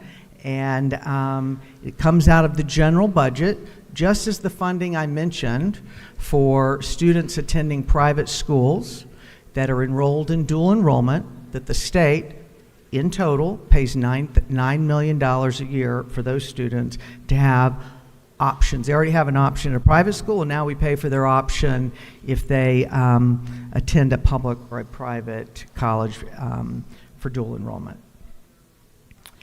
In 2023, last year, the House version added yearly required norm reference testing or statewide testing in the aggregate to protect privacy, and this will then also be reported to the legislature so that we can know in general how the students are done. I will mention this is the first time we have ever required testing for the purpose of providing options for students who want to attend a private institution. We don't require that for public students who are in high school and attend dual enrollment at a private school, private college for dual enrollment. We don't require it for students who are at private schools who are in high school and the state pays for their dual enrollment. We trust the parents in those cases and do not require the testing, but we have added that at the suggestion of a number of you last year.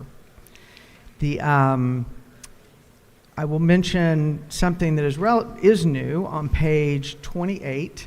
There's language on lines 680 to 689 that makes it clear that there's hold harmless language in here as it relates to the program FTE counts for local school systems, and specifically with regard to if a child leaves a public school and attends a private school, there would be a 2-year lag to help the school system with their planning.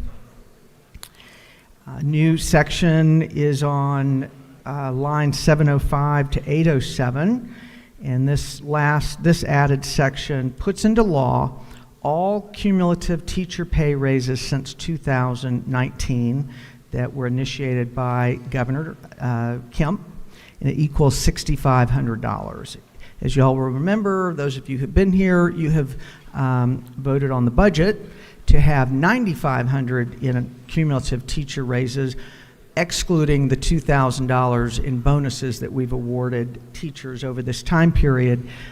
But since 2019, we haven't put the pay raises, as we are required to do, into state law.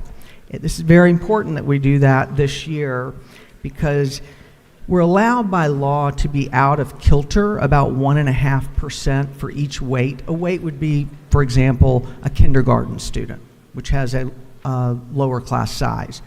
The ones that we are particularly out of sync with are the 5 special ed categories, gifted and ESOL.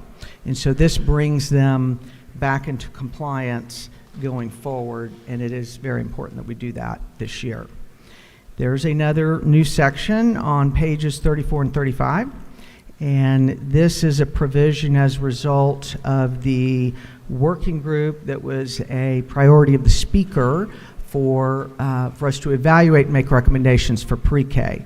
All the other recommendations are budgetary and do not require legislation, but one that requires legislation would provide public schools with the ability to utilize state capital construction funds should they add pre-K classrooms, should they repurpose or renovate classrooms for pre-K.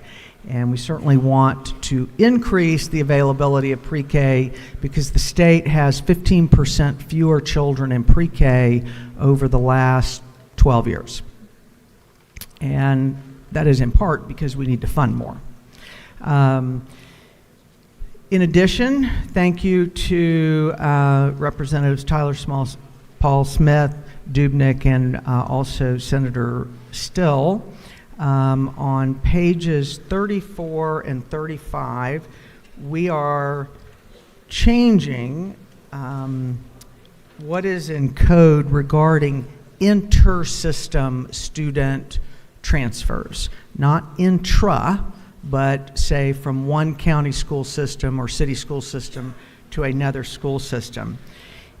Currently in law, the state school board has the ultimate authority to deny a student being able to go from one school system to another and take their QBE with them if they still continue to live as a resident in the other school system. This changes that, and the decision maker will be solely the parent and the receiving school system. The sending school system would have no say-so, and neither would the state board. Additionally, we added a section on lines 833 to 835 that sets a maximum cap that a school system may charge for tuition should they choose to offer this choice to students who live outside their school system, and that would be they cannot charge more than the school system currently raises and distributes to the school systems, what we commonly refer to as their local share. They can't charge more than what they're paying to support the students that live there. So that is a public school choice provision that is in the bill. Another new section on, let's see, pages 35 to 39. This is a current program that we're enhancing and modifying. It's referred to as the Georgia Foundation for Public Education Tax Credit. Most of you here, if you've been here a few years, have voted for this before. I call it the Brooks-Coleman tax credit. It was very important to him to that we have, as we were doing these other tax credits like the rural hospital tax credit. I think we now have the foster care one and the SSO education tax credit. He wanted one for public schools. So it's been in code for a few years. It's not fully utilized up to the current $5 million that's allowed because it only currently allows individuals to contribute up to $2,500 and then take a dollar-for-dollar tax credit off their state income tax. What this does is it adds S-corps that might be more inclined to contribute, and so I feel sure that that $5 million will be fully utilized and distributed. What the change that's in the bill is we're tripling the amount of money. It's going from $5 million to $15 million, and the additional $10 million will be reserved to only be used and distributed to schools that are deemed by the DOE as performing in the lowest 25%, the very schools with which we are discussing today. So that is a new tax credit that will be reserved for them and them only, and the other $5 million will be reserved for schools performing in the top 75%. And finally, the last major change is that pertains to the Georgia Promise Scholarship is it will have a sunset. Now, me personally, I thought it had a sunset already. It was called the appropriations process. But to give better definition, to make sure that, the Georgia legislature, Georgia General Assembly would have to renew this, it has a sunset now that would end 10 years after it commences. And if I didn't point out, the authority and the scholarships will not be awarded for over a school year. So not this upcoming school year. It won't be until the 25-26 school year to give time for it to get set up, fully vetted, and be put in place. And so 10 years after that, or June 30th of 2035, this act, the portion only pertaining to the Promise Scholarship, the other provisions will remain. That will expire with the exception that students that have already enrolled or in a private school and are receiving the voucher will continue to receive the voucher until they return back to a public school, graduate, or leave the education system. And with that, Mr. Speaker, I'll take a few questions. That is the bill. Lady yields for a couple of questions. Representative Parsons to your left has a question. Yes, sir. Thank you, Speaker. The lady yield? I certainly do. All right. Madam Pro Tem, I wanted to ask you, I have some, I guess, questions. If I could ask just a couple of questions about the failing schools. A lot of this is based on failing schools and students from those schools being able to take advantage or getting the $6,500, their parents getting $6,500 to go to a private school. Do you think, well, let me ask you, on these private schools, or on these what we call the failing schools, are those failing schools, is the grade just based on tests that are giving on what has been learned at the school, or is it based on any kind of behavior problems there? It's based on a number of different factors that are determined by DOE, including school climate, safety, test scores. It's many, many different items, but you know, it's hard. The DOE is currently changing that. It's changed a number of times, but it is based on a number of different factors. We do know, though, that if in the the way one typically determines what is a failing school, meaning do your students, can they read in 3rd grade? Can they, read in 8th grade? We know that about half of the schools in Georgia could be deemed failing based on the reading scores, but that is not how these would be determined. They would be determined by a variety of factors that DOE puts together. Yes, and ma'am. it's available on their website. Thank you. The lady yield for another question? I do. My question is, with these failing schools, and I'm asking you what you believe on this or what you think. Yes. Do you believe in these failing schools that the administration there and the teachers have just thrown their hands up and saying we're not going to do anything else? Or do you think that maybe in those schools, even though they're listed as failing because of many problems there that you alluded to, that it could be that a child could actually get an adequate to excellent education there at that same school if they had the parental involvement and the ambition to actually get an education there? I could, that is an unknowable for me to know, which I'm sure it varies by school and by child. What I know is that if this is one way for us to narrow up the program so that Georgia can try another way of providing students with other educational choices, and to me, ultimately, I don't know the answer to that. I think it's unknowable when we're dealing with so many different schools and students. What I do know is that who is affected most, and it is certainly not the school, it's not an administrator, it's the parent and the child that will live with the outcomes. And if that parent in that school feels that their child would be better served in another, then I'm all for giving them that option. Thank you, Madam Pro Tem. I know you've worked very hard on this, and I appreciate your work. Thank you. Thank you. Lady yield. Yes, sir, please. Let's see. Recognize Chairman Hatchett to your right for a question. Thank you, Mr. Speaker. Does the Speaker Pro Tem yield? I do, thank you. Is it not true that if future budget cuts are enacted for public education, that equivalent cuts will be applied to the school choice scholarship? That is true, and that was very important to me and those of you who served during the Great Recession, when we saw that we had to make cuts upon cuts throughout the entire budget, and this assures, through a formula that Todd Jones helped me come up with, that as QBE grows, the amount could grow, but as QBE, so that it remains dynamic and doesn't become obsolete. But most importantly, if we ever have cuts, which we have fully funded QBE now for a number of years now, but if we ever reduce that amount, that the per student maximum 6,500 would also go down a commensurate amount. Lady has a couple more if she'll take them. I'll take one more, Mr. Speaker, and then I'm welcome others who want to speak on this. To your left, Representative Hilton has a question. Okay. Thank you, Mr. Speaker. Does the gentlelady yield? I do. Thank you, Madam Pro Tem, for that great presentation.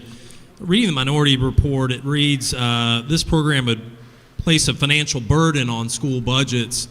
Is it not true that we have fully funded QBE 6 of the last 7 years, increased teacher pay, the highest in the Southeast, and we as a body have put more dollars than ever toward public education? Is it not further true that a child and a family taking advantage of this program would actually leave the local school in a better financial position because that school would be able to keep the federal and local dollars, leaving that school and their budget in a better position than they were before this program? Well, I think generally speaking, the answer is yes, and we were very careful. It is state funding only, that a school system would no longer receive for services no longer rendered, but they would continue to keep their local funding that they could spread across theoretically fewer students, depending on how many students left. That was true. Is the gentlelady forward for the year?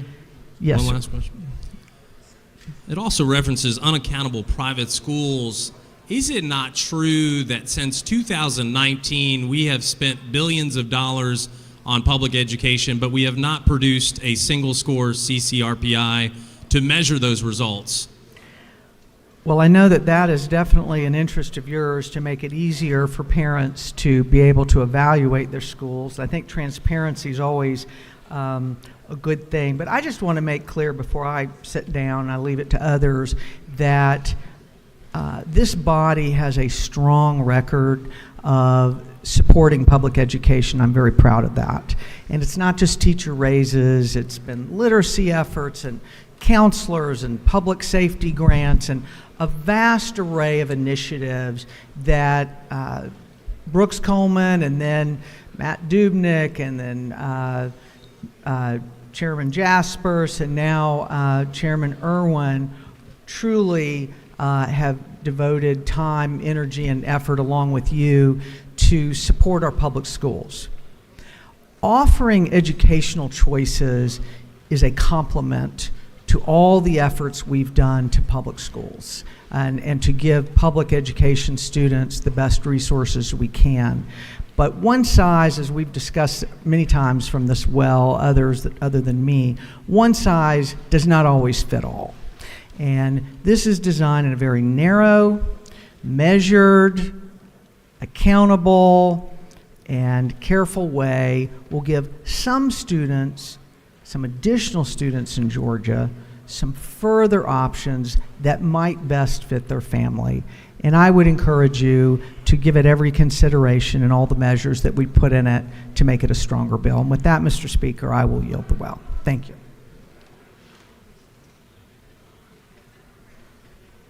Ladies yielded the well. Okay, members, we have members that want to speak that are opposed and those that want to speak that are in favor. So we're going to give both sides 30 minutes to make their points. So we'll begin with those opposed. Representative Parrish is recognized to speak to the bill. After Representative Parrish, and it will be Representative Becky Evans will be second.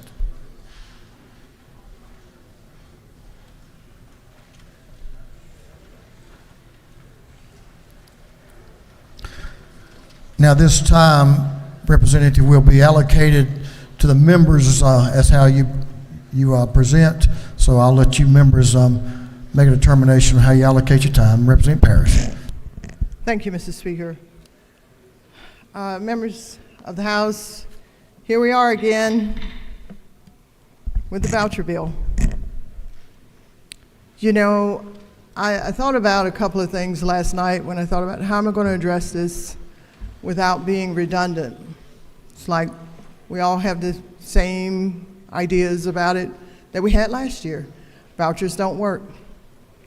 They don't work for poor people. They don't work for underserved. They don't work for Title I schools. They only work for a certain few. And generally, those few don't need the help.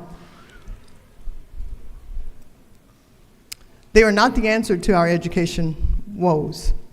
With the state of Georgia ranking in the lowest percentile of education in the nation, our focus as a governing body should be to strengthen public schools where approximately 90% of Georgia students attend. Vouchers, simply put, are the defunding of public education, which is the very bedrock of civilization and democracy. If the goal is to provide equal opportunity to all students, vouchers still, once again, do not answer the call. We have curriculum problems. We have the zip code problem. Those are the things that we need to be attentive to. Those are the things that we should be fixing, not cherry picking students from public school to go to private schools. And that's pretty much what we have here with this bill. You know, I thought about, makeup. That's something I know a little bit about. There's organic versus toxic, drugstore versus department store. And then there's the various types of makeup: foundation, blush, concealer, mascara, eyeliner, and then there's lipstick. It matters not how many enticing lines or sections we've added to Senate Bill 233. It is still and remains a tool to defund public education. It is still a pig with lipstick. It is not only a pig with lipstick, ladies and gentlemen. It is a pig with lipstick, mascara, foundation, blush, and all of the rest. I think that this House doesn't need a big lecture on it, and I think that we can do better. I think that we all should pull together the resources that we use to make Georgia the #1 state to do business. We should make it the #1 state for education. Ladies and gentlemen, I urge you to vote no on SB 233. Thank you, Mr. Speaker. I yield the well.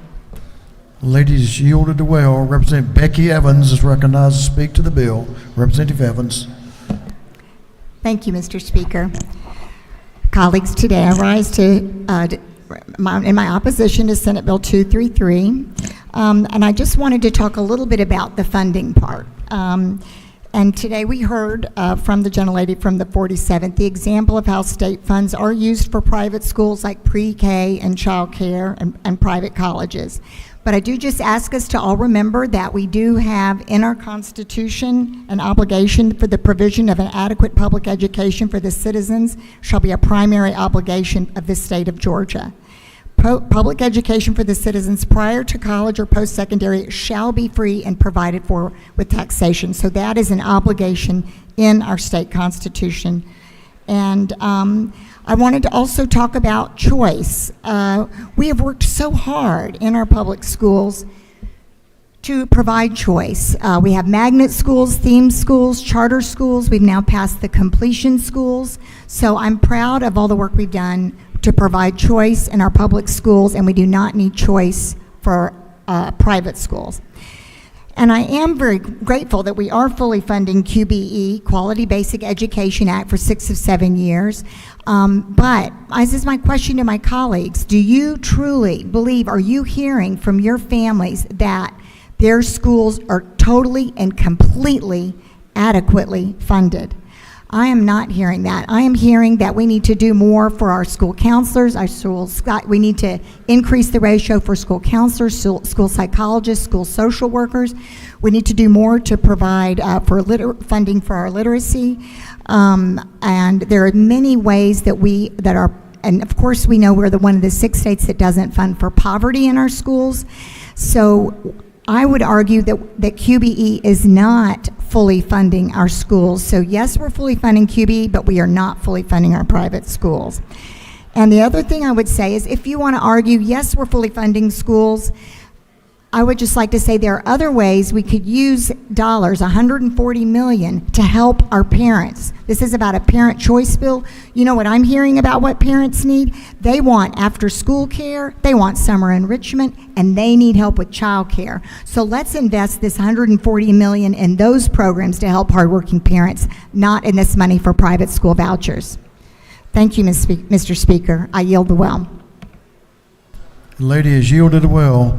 Representative Howard, Representative Carlton Howard is recognized to speak to the bill. Representative Howard.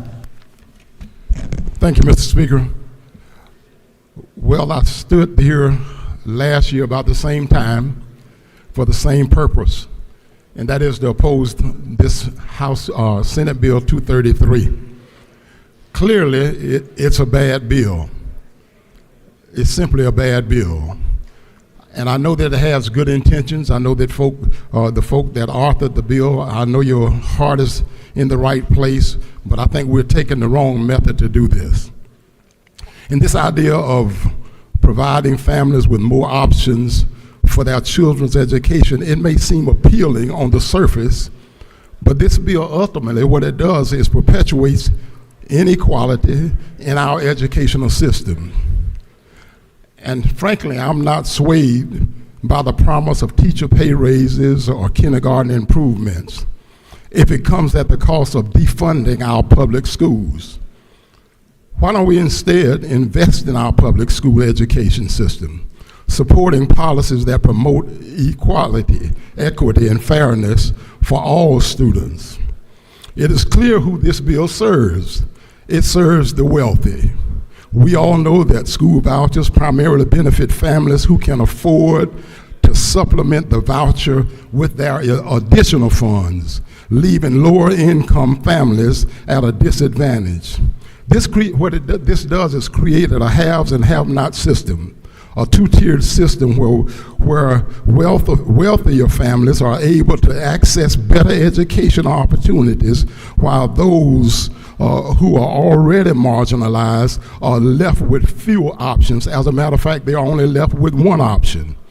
It is leaving the least and the less behind to fend for themselves.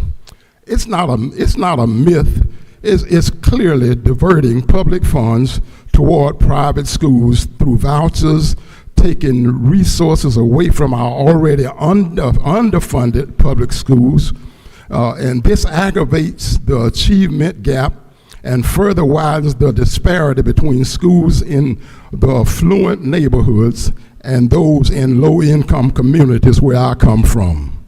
These disparities are too numerous to list, but just one of those is that the advantages that we're giving private schools is they will receive taxpayer funds but can refuse a student's access without any qualifications. Public schools cannot do that.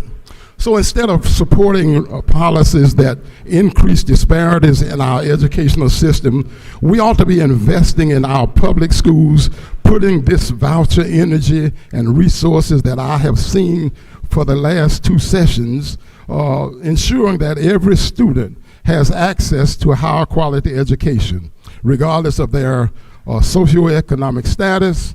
I urge my fellow legislators to reject Senate Bill 233 and prioritize equity and fairness in our educational policies.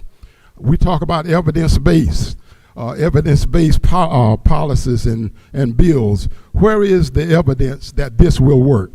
I close with Proverbs 22:16. It says, oppressing the poor in order to enrich oneself and giving to the rich will lead only to loss. We must not allow these policies that benefit the wealthy at the expense of the poor to stand. I urge all of us to vote no on Senate Bill 233. Thank you, Mr. Speaker. I yield back to Will. Thank you, Representative. Representative Lisa Campbell is recognized to speak to the bill. Representative Campbell. Thank you, Mr. Speaker. Colleagues, today I rise to ask you to join me, but not just me, the vast majority of everyday Georgians in opposing vouchers again this year. And I just want to say that all of us who choose to vote no today will not be aligning with a specific party in this body. Voting no means you will be aligning with the majority of our constituents who poll both Democratic and Republican ballots. Voting no today aligns us with our families back home who do not wish to send their public tax dollars to unaccountable, unknown, and unproven private schools. It's not just my opinion. A recent AJC poll, nearly 2/3 of Georgia voters said they oppose vouchers. 60% said they opposed, while only 35% said they approve. The majority of our constituents in every county in this state do not approve of this bill. But voting no today is not an act of opposition. It's actually a positive, affirmative, constructive choice to be an active part of our solution, not a passive bystander, ignoring the problems of declining student outcomes. I think writing checks to private schools is the easiest way out, a path that not only lacks creativity and strategic vision, I think it lacks legislative courage. Let's not wash our hands of our duty to provide leadership needed to deliver adequate, public, free education. That's what it says in our Constitution. Instead, let us confidently choose evidence-based research, input from our trusted educational leaders in the classrooms. Let's get serious about the causes of the academic declines that we all agree are happening, and let's instead spend time, money, and energy on solutions that impact every single one of our students, not just some. You know, we could be taking meaningful action to make all of Georgia's public schools the best in the nation by investing, not defunding them, strengthening them, not abandoning them, and working to solve problems, not shirking our duty. We could come together for all of our kids, not just the lucky few, and make up the gap between the $6,500 and the average cost that is more than double that in private schools. So what could we be doing to invest and deliver? $120 million, and that equates to $2 million annually for each one of the possible 42 school districts in the bottom 25%, losing $2.8 million. Instead of writing checks to private schools, we could invest $120 million in childcare and early learning. Tons of evidence here. It's the least expensive and the best return on our investment for a lifetime. And studies show that this investment has at least a 4 to 9 times return on investment per dollar that not only benefits the health and the education of young children, but their lives in the future. We could also be investing $120 million in innovative curriculum. We've said literacy is important, but we've not allocated a single dollar to literacy curriculum. What if we had invested $6,500 for every student for literacy curriculum? We could finally address poverty and its direct and proven correlation with performance. What if we took that $6,500 and applied it to those students in the bottom 25% of schools? And finally, teachers. If we really want to invest in improving outcomes, we could take that $120 million. It's enough to pay the salaries for 2,200 new, trained, qualified teachers. And guess what? We could also retain the teachers that we've got. This is not only the wise investment, it is the moral and right thing to do. And I just want to read, again, our constitutional duty is the provision that an adequate public education for the citizens shall be the primary obligation. The primary obligation for free. It does not say complimentary. It does not say additional services. It does not say choices. It says public, adequate education that is free for every one of our students. And I hope for these reasons you will affirm that the better investment is to come together and improve all public schools, not destroy them with this bill. And I encourage you to vote no on SB 233. Thank you, and I yield the well. Ladies yielded the well. Representative Aldenia. He waves. Representative Carter. Representative Doreen Carter is recognized to speak to the will. Good afternoon, and thank you, Speaker, for the opportunity to share. I always start with the question, how did we get here? Austerity cuts, bad policy, and politics.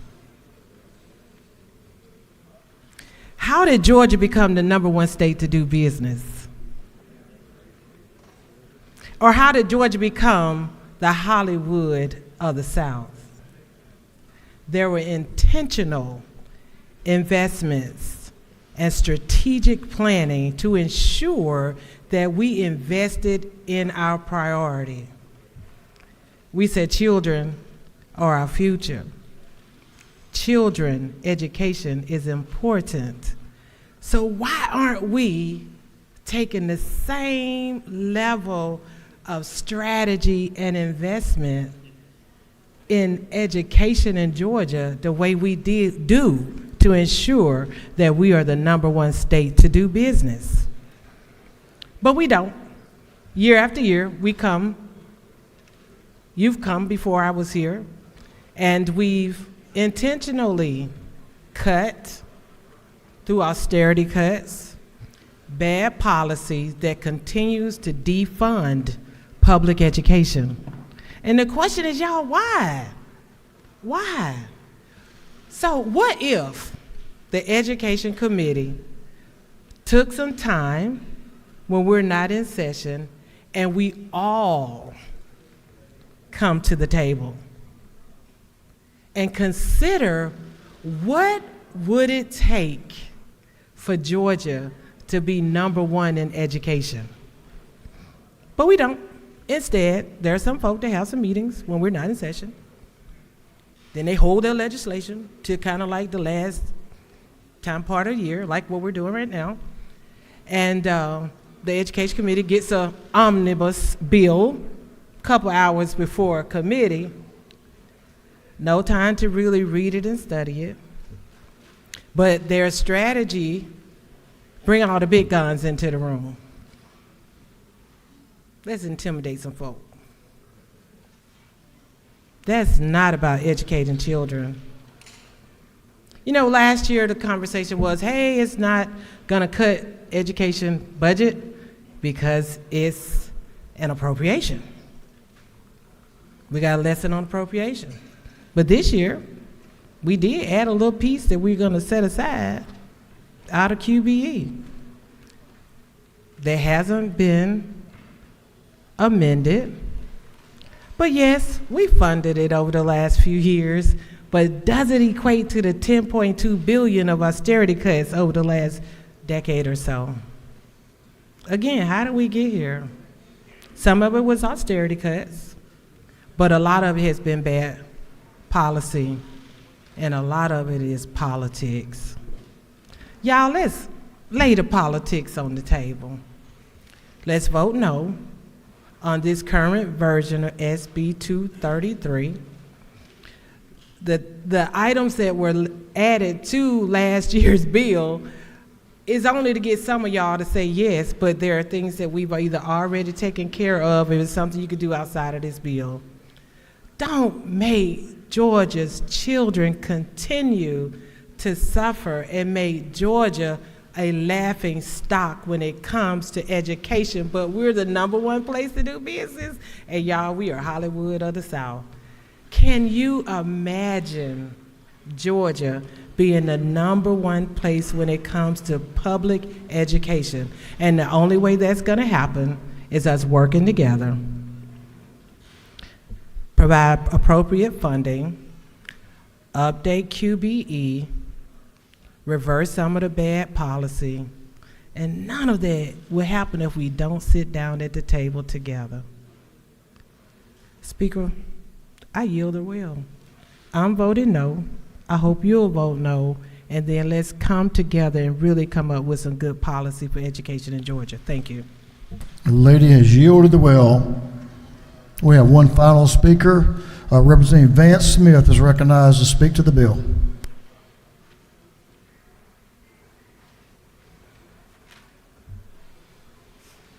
Representative Smith. Thank you, Mr. Speaker. Ladies and gentlemen, you don't see me down here too much in the well.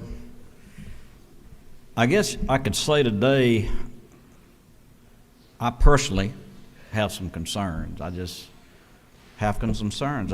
I've lived with a great lady over 50 years, Michelle. A lot of y'all know Michelle. She was a school teacher, retired from being a school teacher. I'd stop by there a lot of times when she was teaching that class, pulling those 5 or 6 students out, EIP, early intervention program, trying to help them reading and math. She'd always make me read them a story. I don't know if they learned much from that, but this whole issue of education, and I'm not an educator, but she is, it just concerns me. And a couple of concerns are this. I arrived in this house, was honored to be here and sworn in 1993. I think there's some of us that in this house today, there are a handful of us, I guess, that got here in 1993. I know Carol and I got here. Representative Parrish was here. A lot of good people. I was here about 17 years, left for 10, came back about 6 years ago. Honored to be here. Represent a great part of the state, Harris County, my home county. Got a little bit of Muskogee, good portion of Troop, LaGrange. Some good folks down there along the river, on the Chattahoochee. We live on the Chattahoochee River, and we're proud of it. Since that year in 1993, and we started going through the budget process, I want to say back then, and I could Google it, or y'all can, probably faster than I can. I'm going to say the budget was probably around $7 billion. And right now we're looking $36 billion. It's grown. Georgia's grown. Industry has grown. Number of people in our state, what are we bumping, 11 million? That's great. People come over here, y'all, when it was the tough times, 9, 10, 11, and 12. They came to Georgia because they saw an opportunity. I just vision people coming here looking for jobs.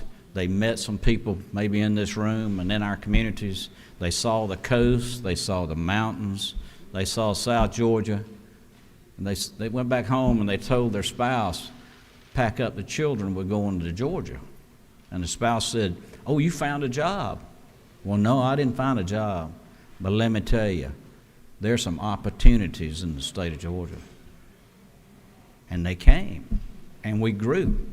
I don't think we ever took a dip during that 9, 10, and 11, 12 when things were tough. Y'all know how tough they were. Your constituents know how tough they were. Educating our children, and we had, fortunately, thank you, Lord, we had 3 good children. They've grown up. We've got 8 grandsons. They go from about 9 months to one's fixing to be 20 years old in July. And you know, I think about this. School choice. Michelle and I, our oldest son's 47. Michelle and I, about 40 years ago, we used the option of school choice. We put our oldest son in a private school. Next child came along, private school. Third child came along, private school. Michelle started back working. I was working. We made the choice of where to send our children. We paid our county tax. We paid the tuition to go to these private schools. There was a point there that a couple of our children went to the middle school in Harris County. But when they got to high school, we sent them to a private Catholic high school. We made the choice again. We kept working, paid that tuition, and I admit to you, that tuition back then wasn't as high as it is now. But we worked. It was tough. They got a good education. They grew up and got great jobs. I'm just wondering, and I just think with me a minute, I'm just thinking out loud here, I guess. If we've spent since '93 when I first came in the general proximity of around 50%, sometimes lower, sometimes higher, of our budget on education, and we're at this point 31 years later, and I've only been here 23, my 23rd session. If we're spending that much on education, and then we're taking this program to help families and children education, are we performing the teaching of our children correctly? Is there something that needs to be tweaked at the Department of Education with our state school board, our state school superintendent, our local school board, our local school superintendent? Are we teaching what we need to be teaching to reach our children? And that concerns me. That's a concern of mine, a big concern of mine. Personally, I think we need to dig deep. I think we need to look at that.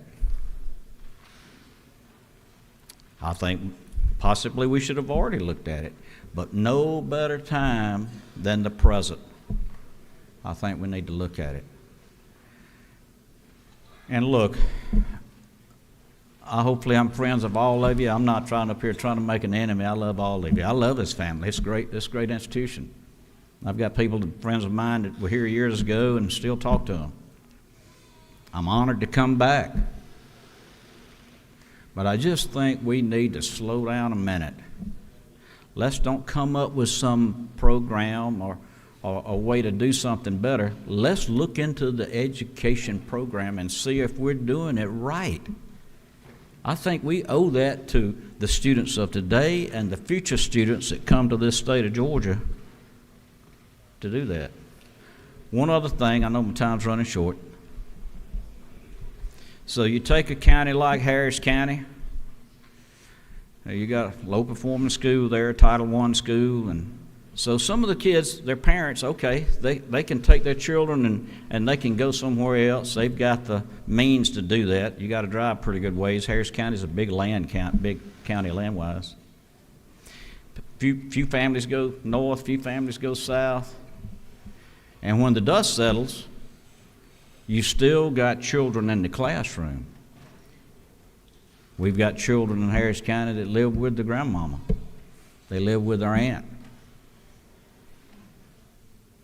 What are we doing for those children that are left in the classroom? Are we raising that level of education for those children? Could we go into the Department of Education statewide and locally and get our program going so that we just raise the level of education for all students right now? Or do we give this option for some to leave? I can't give you the answer, but I can just give you the thoughts and the concerns that I have. I wish I knew the answer, to be honest with you. I know this, it's our responsibility. We're standing here in the people's house, and we make decisions that affect some 60,000 people in each one of our districts. That's us. And ladies and gentlemen, whether it's this issue, whether it's a transportation issue, which I'm passionate about, you're voting your district. And Mr. Speaker, I appreciate the few minutes to make some comments. Thank you very much. The gentleman shielded the well. That completes the members who wanted to speak in opposition to the bill. Now we'll hear from members in favor of the bill up to 30 minutes. I'll allow the members to divide up that time according to their comments. Representative Maynor is recognized to speak to the bill. Representative Misha Maynor. Thank you, Mr. Speaker. I do have some prepared statements, but I want to just start by saying what is the Democrat battle cry? The Democrat battle cry is do this instead. We admit there's a problem. We admit that the schools are failing. We admit that the children are not learning. We admit all of those things, but let's not give them a choice. Let's also not give them a choice because the kids whose parents have the ability to go to another school through this program, that is unfair to the kids that stay. But they've already said, but there's a problem. So instead of helping some, let's not help any. Fact check. The bill is 38 pages. This is campaign season. People are going to use this bill on the campaign season, and I switched parties because I do not agree with lying to people.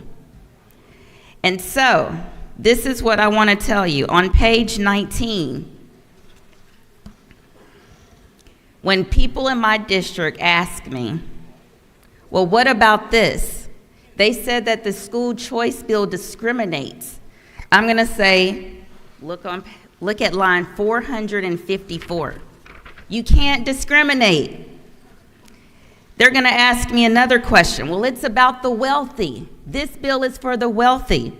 I'm going to say, look at page 21. You are not going to believe this, but on line 502, it says it's not for the wealthy. It's for family incomes that exceed 400% of the federal poverty level. You can't lie about that. These are the words that are on the paper. The other thing that they're going to say, this is just so people in higher performing areas can go to better schools, private schools in their already higher performing areas. I'm going to say, look at page 27, because on line 667, it says it's only for the lowest 25% of all public schools. And then I'm going to go a step further for the kids that have special needs. I'm going to say, look at page 31 where it adds the weights, increased weights for children with special needs. Then they're going to say, well, this is going to destroy public schools. I'm going to say that's not true. That is simply not true. Look at page 39. Look at page 39, because on page 39, it gives a sunset. Let's give some kids an opportunity. We're not saying it's forever, but for the past 50 years, something has not been going right. Is this the hill you want to die on? For me, this is a hill I refuse to die on. For most Democrats, educational freedom is merely a hill. Democrats are bounded by Georgia's version of the teachers' union and the donations they promised to them over children.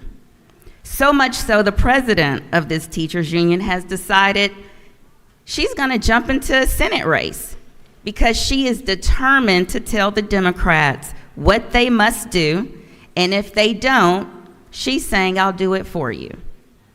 When I was elected in 2020, I came here to serve District 56. I didn't know about anyone else's district except mine. I knew when I was a little girl, I got off at a MARTA bus stop. A MARTA bus stop where there was a liquor store across the street and there were crackheads at the corner store. I would run home. The reason I was getting off of a MARTA bus stop was because my mom sent me to another school outside of my district so I could have a chance. The area I grew up in, It's called The Bluff, Simpson Road, Bankhead Highway. These are areas that I still represent today. This is also an area highly esteemed higher education institutions for black middle class at one point. Unfortunately, it was devastated by drugs, pimping, and failing schools. In District 56, some of these schools have 2 to 3% math and reading proficiency. That means 97 to 98% of the children in the school cannot read or perform simple math, but yet some of our colleagues want to tell you that is okay. If we can't help 100%, we don't care about the 2 to 3%. We don't want to help anybody. Goldman Sachs did a study. It says 30 million people will lose their jobs in the next 10 years to artificial intelligence. The people that will lose their jobs to artificial intelligence are the people that can't read or perform simple math. So, if you can't read, you can't perform simple math, now you do not have access to 30 million jobs. It might actually be 300 million jobs. What happens when you can't provide for your family? You don't have bread. You don't have electricity. You can't do your homework. You're outside playing because you can't do your homework. You become desperate. And ladies and gentlemen, I'm just trying to tell you that desperate people do desperate things. Let's stop the cycle of desperation. Joshua 24:15 says, "But if serving the Lord seems undesirable to you, then choose for yourselves this day whom you will serve. But as for me and my household, we will serve the Lord." We are elected to serve Georgians by God's divine will. Everyone in this chamber has a responsibility to provide for the least in our state. Don't say we should do this. We should do this instead. Let's stay focused. We're talking about children that can't read and perform simple math. These are children living in poor communities in rural and urban areas. They are growing up in a cycle of poverty and a cycle of desperation. Today, you can make a change for them. We can't legislate parenting. Some parents don't do what they should do. But we can legislate choice. We can legislate teacher pay raises. We can legislate increased funding for pre-K programs. SB 233 is about parental choice, teacher pay raises, pre-K funding, tax credits for schools that have children that want to participate in this program. If you vote yes for 233, you codify into law the pay raises for the teachers. If you vote no on SB 233, the teachers in your district may return the favor. If you don't value them, they may not value you. If you feel so strongly about only one portion of this bill, are you willing to abandon the teacher pay raises because of one portion? Under leadership, we have given a $1,000 teacher bonus last year, a $1,000 teacher bonus this year, and now Georgia leads because of us increasing teacher pay raises. We are now the highest, Georgia is now the state, the leading state in the Southeast that pays teachers the highest amount. We have given them a $9,500 pay raise. I want to end with something, and it's Matthew 7 9 through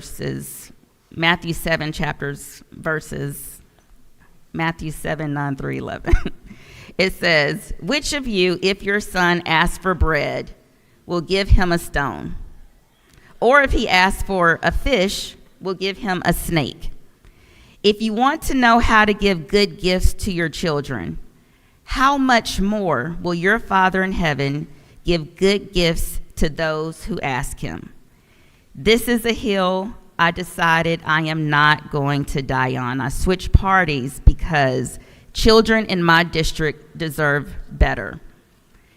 Children in my district do not care about the teacher pay raises. Children in my district do not care about the capital funding for pre-K programs. Parents actually may not even care about their neighbors' children, but they do care about their own children. And for that, I say, vote yes for SB 233 because parents in these desperate situations want you to. I yield the well. Ladies yielded the well. Representative Scott Hilton is recognized to speak to the bill. Representative Hilton. Thank you, Mr. Speaker. I'm going to keep my comments short because I know I stand between you, lunch, and vote on here. Thank you, Mr. Speaker. I rise in full support of Senate Bill 233, which provides a critical lifeline of hope across our state to families who are currently trapped in failing schools. I want to thank first and foremost our governor who has invested his own personal political capital into getting this done. A governor who, according to a recent CBS poll, has broad support amongst Republicans, but even has 55% support amongst Democrats in our state. I want to thank Lieutenant Governor, but most importantly, I want to thank Mr. Speaker, you, who attended our Education Committee, sat next to us yesterday to help shepherd this measure through. You know, we're told while we're down here not to take wins and losses too seriously, and for the most part, I've tried my best to do that.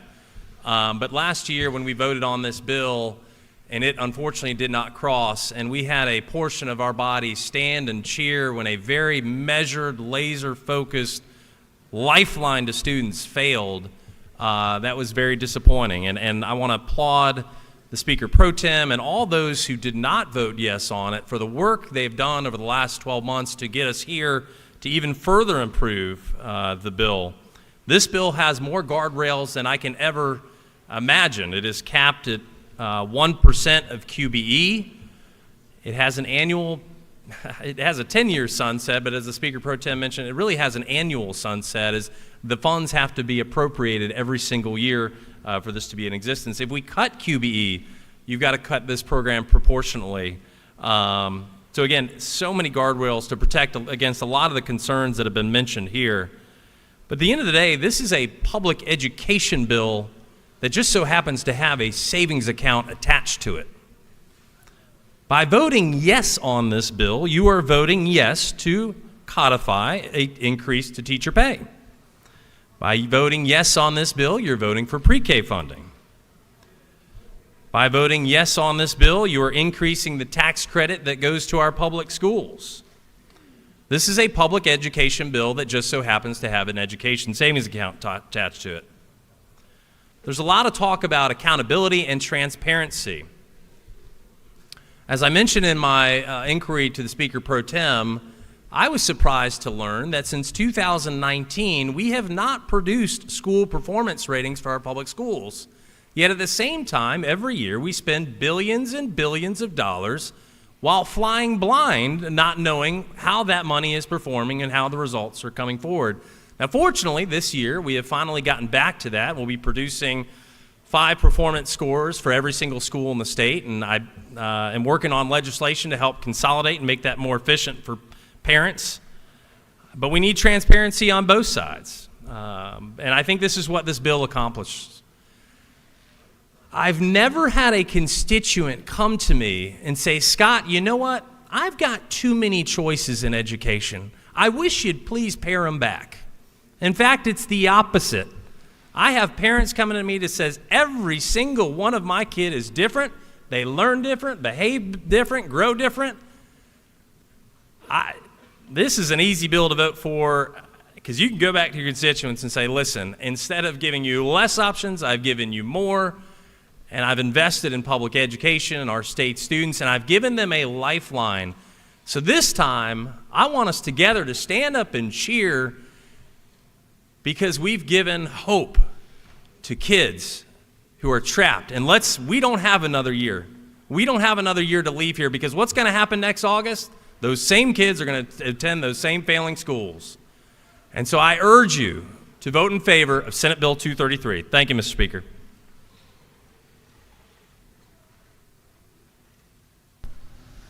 Gentleman is yielded the will. Representative Reeves is recognized to speak to the bill. Representative Reeves. Thank you, Mr. Speaker. A few additional points in support of this Family Empowerment Scholarship, this Opportunity Scholarship. In my Gwinnett County schools, some of the things that I've heard that are on the top of their list consistently are teacher pay. I checked with the Appropriations Chairman. Since Governor Kemp has become governor, nearly $10,000 a year increase in teacher pay has occurred. Transportation funding, that's pretty much number one on the list in my big county with 200,000 students and a lot of geography. They've asked for transportation funding, and the chairman informs me around $200 million has been added on that. Pre-K, you heard the Speaker Pro Tem say what is in this bill, which is now a 39-page bill rather than a 10-page bill. Pre-K is in this bill, and I know that many folks here in this body have worked on pre-K this year, and this bill is part of improving pre-K money as well as programs in Georgia. And then number 4, my local schools have asked for education, SPLOST, repair and maintenance, flexibility. Speaker Pro Tem, Education Chair, Representative Townsend, Representative Franklin introduced me to his senator who's working on that. That effort is underway. Those are going to be tangible public school benefits. This bill that's before us today, some of y'all who voted no on this last year, you got this quality, spectacular 39-page bill in front of you, which is primarily a public school benefits bill with pre-K. Those kids, they need to learn to read so they can read to learn, and this bill delivers on pre-K. Additionally, public school scholarships. The chair in which I sit now was filled faithfully for decades by Brooks Coleman. The Peach Scholarship, the public school scholarship, is being tripled under this bill, and S-Corps can now give under this bill, and that money will go to public schools who are innovating and have bright ideas to improve public schools. The Senate is watching the vote in addition to the governor and the speaker, and this is a good public school bill that you could vote on with them watching. Change is scary in education, but the same old thing can also be scary in education. It ought to be. I've asked the chairman on education, how many schools is a quarter of our schools? There are 582 schools in Georgia that are currently on the list of the bottom quarter schools, 582 schools. We've got to change. We've got to make a change. 0 of those schools are in my district, and many folks in here, you have 0 schools in your district, but your homeowners are paying for that year after year after year. We owe it to all the folks in Georgia to do something that will do some good this year. 2 things to conclude on. I read an article since our vote on this last year about Justice Sotomayor on the U.S. Supreme Court.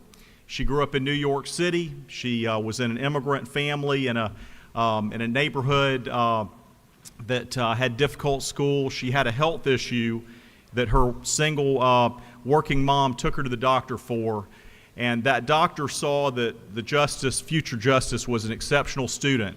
The doctor died and left her a bequest, and her single mom took that money from the doctor along with her savings from work and sent her to a local Catholic school in New York City, and now she's on the U.S. Supreme Court. There are many stories like that. And then my own mom and your own mothers, they know best what is good for their kids. My mother's now in heaven, but one thing she did right in life is she fought for my education every day growing up. Those moms, those grandmoms, they know what's best for their kids. This bill empowers them, and it gives them funds to do what's in the best interest of their kids, and I hope you'll support it this year. Thank you. Gentleman's yielded the will. Representative Will Wade, Governor's floor leader, is recognized to speak to the bill. Representative Wade. Good day, colleagues. Happy Pi Day. 3.14, an homage to my dad, who I celebrated his life when he went to be in heaven 3 years ago today, actually. And it was one of his favorite days as a math teacher. I'm a son of 2 public school educators. I have 2 children in public schools. My wife is a public school teacher, and now she's an administrator at a high school in my district. I want you to hear me as a person and a colleague that loves each and every one of you. And I love all children, no matter what zip code they're from. I am voting yes on Senate Bill 233 as a former school board member who is an advocate and a passionate believer in the value of all education, including public education. But this bill codifies teacher pay raises, pre-K investments, tax credits to help improve schools, especially those lowest performing schools that we are hearing need additional investment. And this does not cut any funding from our QBE funding formula, which I'll remind you is fully funded within our FY25 budget. Governor Kemp and this House has passed a budget that has increased our funding of schools to a record high of over $13 billion just in the K-12 setting.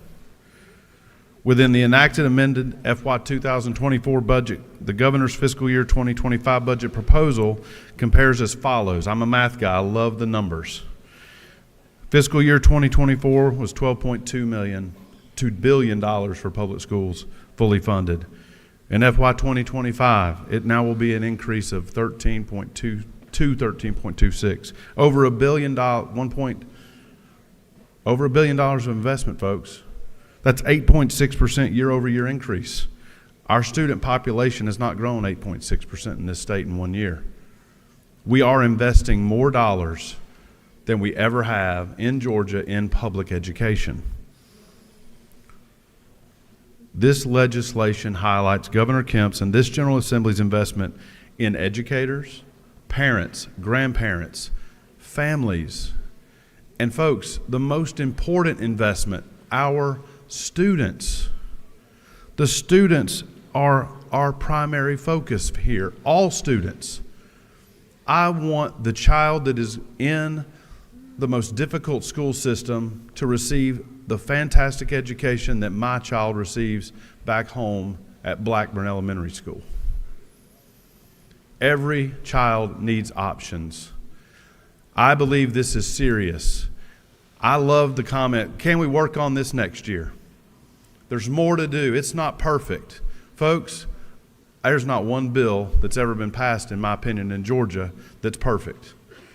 We're not perfect. We are always constantly pursuing the next best policy.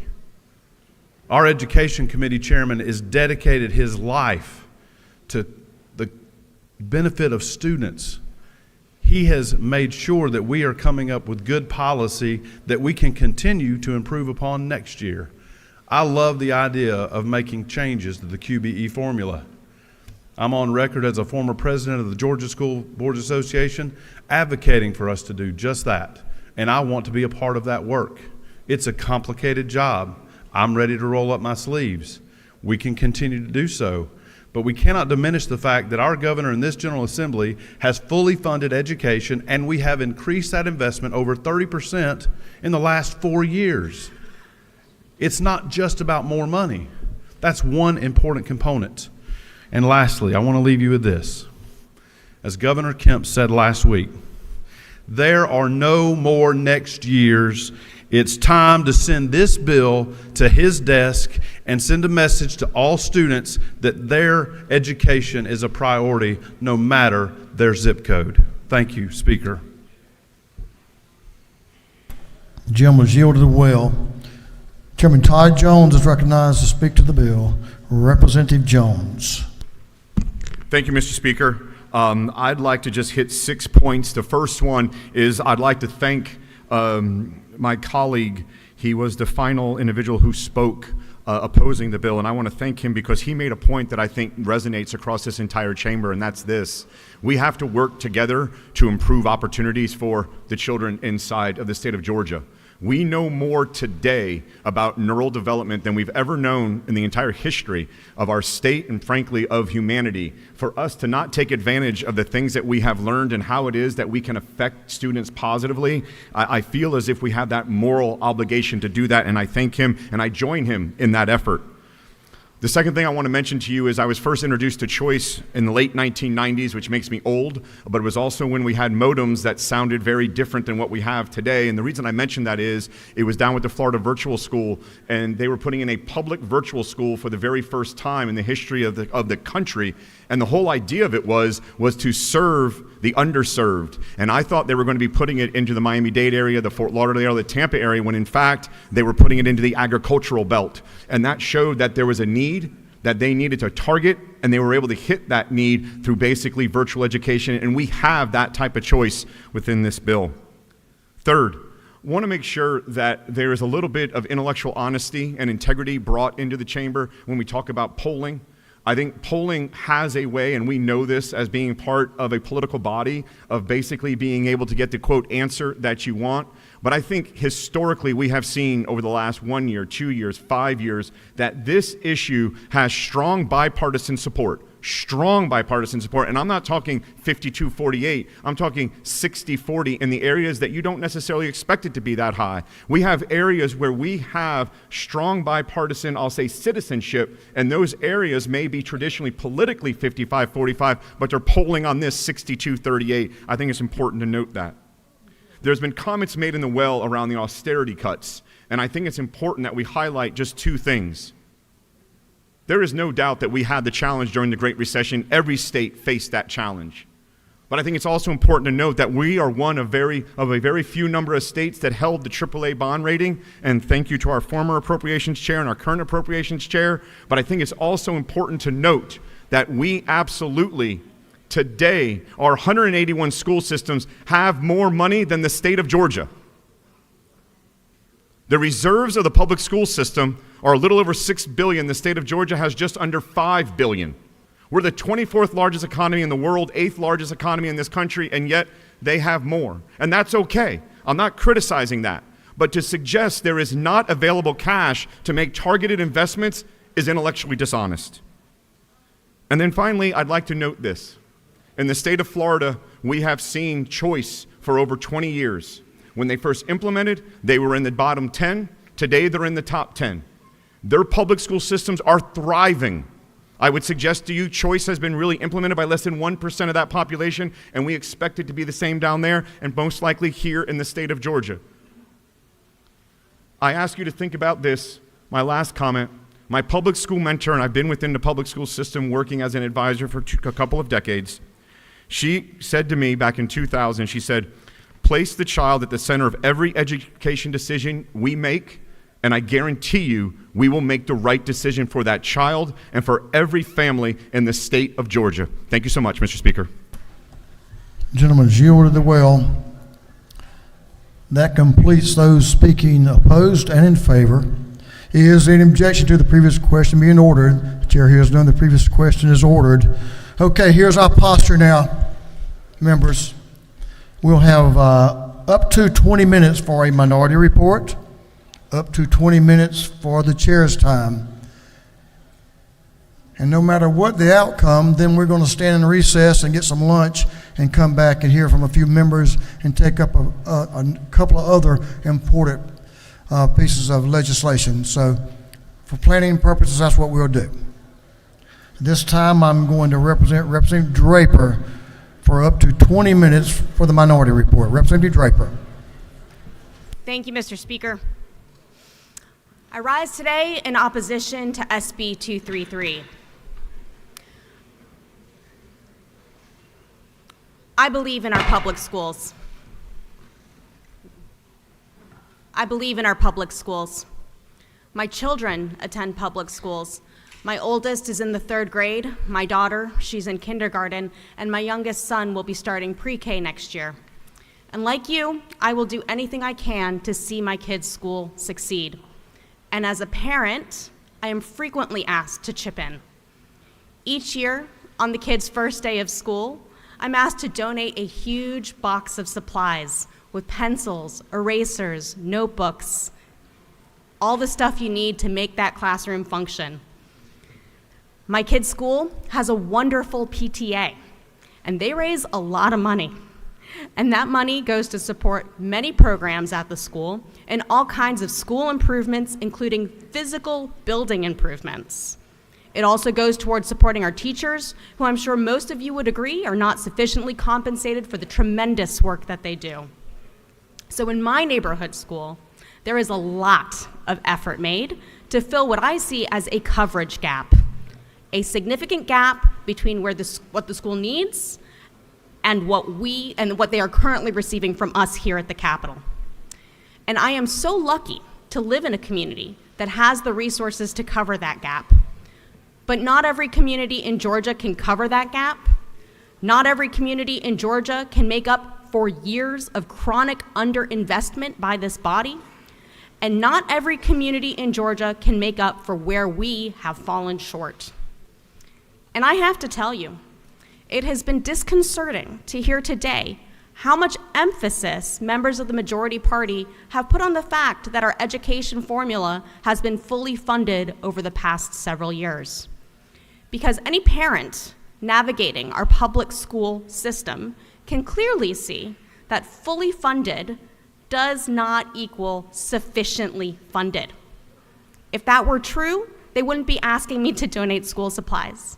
Teachers wouldn't be digging into their own pockets. Fully funded does not equal sufficiently funded. And I see that very clearly every single day. So that got me wondering, how many members of our body have little ones in the public school system? And you might have seen me this morning walking around. I was taking a quick poll of our members, and my numbers probably aren't perfect. But as far as I can tell, of our 180 members in this body, 180-ish members, about 14 of us currently have children in primary school. And of those in primary school, I can confirm that 6 of us have children in public school, in primary school. And I think that's remarkable. Remarkable, because as we stand here with the future of public schools in our hands, 6 of us interact with that system every day. Outside the walls of this building, where the dome is literally gilded in gold, 80% of Georgians send their children to public school. I humbly submit to you, colleagues, that that is a big problem, because we need to represent the people, all of the people. To interact with our public schools is also to know that our teachers and our school administrators and our support staff do more with less to support our kids, and are the most dedicated people in the world when it comes to helping our children succeed. So why would we make their jobs harder? Let's talk about intellectual honesty. Fully funded does not equal sufficiently funded. Join me in voting no to SB 233. Mr. Speaker, I yield the well. Thank you. The lady has yielded the well. Representative David Wilkerson is recognized to speak to the bill. Representative Wilkerson. Thank you, Mr. Speaker. Today I rise in opposition to Senate Bill 233. And I want to thank the Education Committee for all the work that we've done over this past session, focusing on literacy and school safety. And I'm just going to touch on a few things. During committee meetings, I've heard a lot of talk about hope. So let me, how this kind of equates to hope and how we fund private schools through hope. Hope was done on the ballot by going to our constituents and finding a new source of money. So we didn't pull out of the general fund to experiment. And what we're doing today is, believe it or not, we are experimenting. And it may be a successful experiment, or it may be a bad experiment. But if you look across the country, it has been a lot more expensive than what we thought. And I've never seen a government program that starts that goes away. Each year we come back and ask for more money because it's successful. An arbitrary cap of $140,000 could be erased next year. Actually, it could be erased in the Senate. They could decide 2% is the right number. They could decide 200,000 is the right number. So I just want to touch on a few quick things. The waiver, I got a call from my school system. We talked about the waiver in the bill. Someone had asked for an amendment to say that you have to be certified. Cobb County has that ability, but they don't use it. I don't know about your districts, but they don't use that waiver even though it's available. You don't have to wait if you're in kindergarten. If your kid comes in as soon as they start school, all those parents have that ability to access this voucher, so you don't have to wait. And the biggest thing for me is the $6,500. I don't know how we get to that $6,500. Taking QBE and backing out other things, I can't add other things. I can add different numbers, and so if you're giving $6,500 but a high school student only gets $4,000, you are automatically pulling more out of that school than what you were putting in initially. So I would be curious, and I would love to find out. It's been 351 days to find out how we get to that. Now, if we had a fiscal note, it'd be very easy to see kind of where that money's coming from, but we don't have that.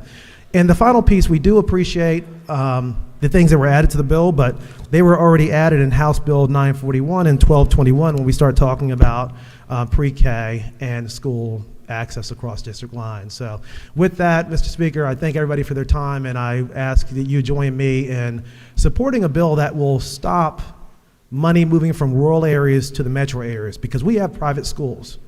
Half of our counties have one or less. The metro area is going to make some money off of this at the expense of our rural folks, and I ask that you join me in voting no. Thank you. Thank you, Representative. Representative Debbie Buckner is recognized to speak to the bill.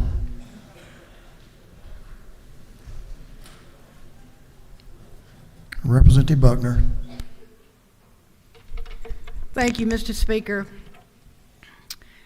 I was asked to give this bill a fair chance, and I want you to know I read every word of it and gave thoughtful consideration to the bill. I listened to the committee's presentation, and I listened to the excellent presentation by the sponsor this morning. I also read news accounts of polls that have been done, and I read text, many texts from constituents, emails, and took phone calls until way late last night, and they started again early this morning. What I know about this bill is that for rural Georgia, it has some problems. There's no way we can get around it. What we know is that in the majority of the counties that are rural in the state of Georgia, there are no private schools for kids to take vouchers to. What we also know in the rural areas of the state is that if you take your voucher to a private school, they do not have to accept you. What we also know is that if a child goes to a private school using a voucher and they don't fit in, they don't achieve, they come back to the public school, which is like an emergency room. It has to be there for them. They have to accept them back, and they have to catch them up to the school level that they have missed out on. What we also know in the rural areas is that the $6,500, $500 of which is for transportation, is not going to cover the cost. It will not cover the cost of the tuition. It will not cover the cost of the incidentals like uniforms potentially, or the activity fees. What we also know in rural areas is that participating in a private school, it does not have the same accountability and transparency that we require of our public schools. They do not have the same services that we require of our public schools. And many times they do not have the qualified teachers that we have in our public schools. I received emails from teachers who were so very grateful for the pay raise, but they said in their email, just because you put it in this bill doesn't mean it'll keep coming. It's got to be in that special bill called the budget bill. In reading the bill, it bothers me when we grow government, and that's on page 3 with a whole new authority. But what bothered me even worse was on page 11, where it talked about individuals who owe any amount of education to the Educational Savings Authority relating to any loan, scholarship, grant made by the Educational Savings Authority without judicial action could become subject to garnishment of their pay and loss of professional licenses and yada yada. We're talking about punishing them without due process. That bothered me. And then further back, it talks about the lowest 25%. That's where I have the biggest beef with all of this. And I'll tell you why. It's personal.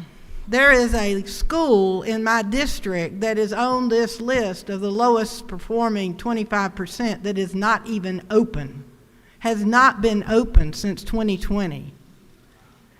So if we're going to use some arbitrary list to say that they're on the lowest 25%, that criteria needs to be very clear. And it doesn't need to be that they perform poorly this year, but they move forward next year. Maybe they still aren't at the number one. Maybe they still aren't at the top of the list, but they're moving in the right direction.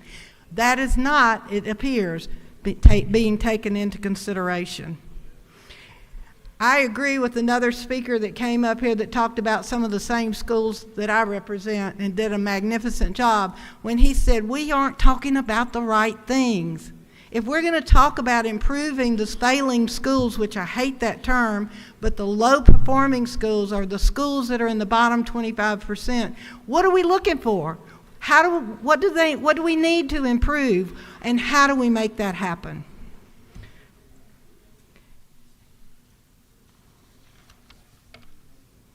I have always tried to be fair in everything I do. Just because I've been against this bill every single time it's been here didn't mean that I was going to be against it this time. I did read the bill, I did listen, and I did give it consideration. But in the long run, public schools cannot or will not receive the funding that they need to be successful if this goes into play. It just will not happen, because funding is based on the number of children in the desk. And if the desks are empty because children have gone somewhere else using this voucher, there will be less money for schools. Public schools in Georgia are serving about 90% of the students. And we have a financial and community stake in the future of all of our children everywhere in our state. Our children deserve a system of education that allows them to achieve their best, and we need to be the ones to help provide that. Do parents have choices? Do they need choices? Yes. I have 3 children, and we had a patchwork of education, but I never came to the state. I never went to an agency and said, give me some money to pay my way. I went to work, and I paid the way with my husband to put them where they needed to be to achieve what they needed to achieve. And that's what I think we need to instill in all of our parents so that they can receive the education that they need for their children. We need to be serious about education, but we need to change the conversation. And we need to be honest with each other, and we need to talk about what we need to do to make Georgia the #1 place for education. And I don't think it will be with vouchers. Mr. Speaker, I yield the well.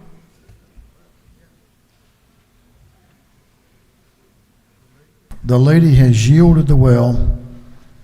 That completes the members speaking on the minority report. We'll now have up to 20 minutes on chairman's time. This bill came from education, so Chairman Irwin is recognized to speak to the bill.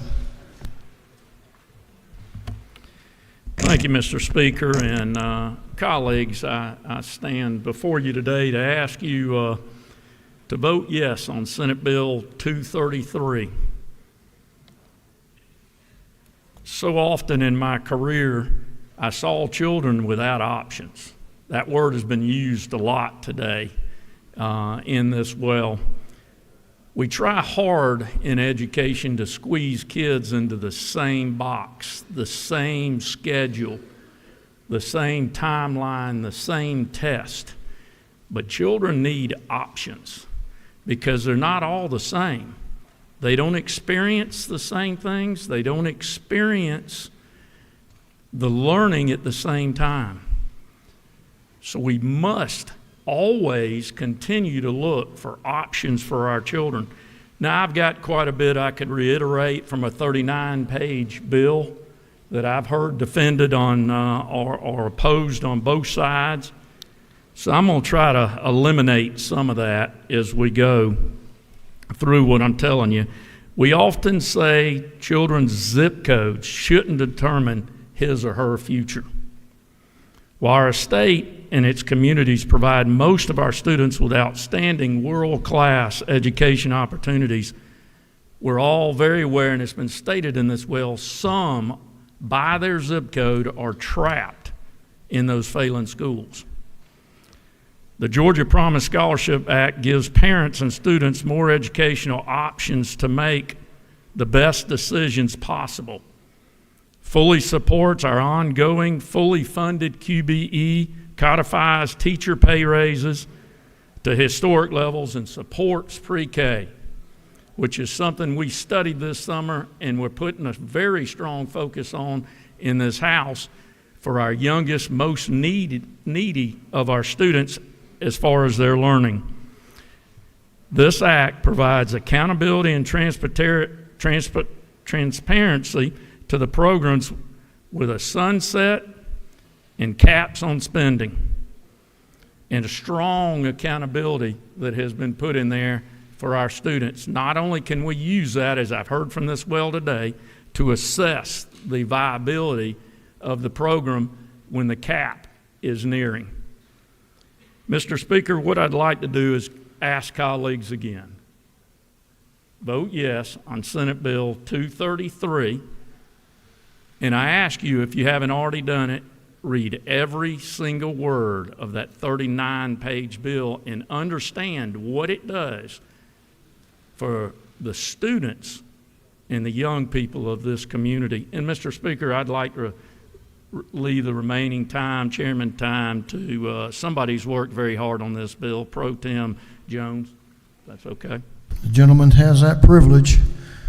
The Pro Tem of this House is recognized to speak during Chairman's time, Representative Jan Jones. Thank you, and thank you, Chairman Irwin, for those words. I just had a couple comments. Maybe wanted to comment on some things that I'd heard up here and maybe clarify a few things. I heard that this is not the answer to fix our schools, and I just want to make it clear. The provisions related to the Promise Scholarship, the goal is to help children. That's the goal. And we've done many other things that are also contained in this bills to fix the schools, to fund our schools, and there's certainly many measures in this bill that make this a responsible initiative to see that our institutions, our traditional schools, are not harmed. But don't forget, the goal is to help individual children. That's the goal. I heard that this would defund education. I encourage you to read through the bill, as the chairman mentioned, and note the cap that restricts, should we ever reach it, should a governor, current or future, choose to fund the maximum number of children that could utilize this statewide would be 21,000 students. Just for context, we have 1.7 million children that are utilize public education. I hear about, and I heard about it years ago, about the Constitution, and it is true that in our Constitution, public safety is paramount. That is our primary, that is our number one constitutional mandate in the Constitution, and I will say this body has done a lot of things to make our citizens safer. And it is a primary obligation to provide an adequate public education.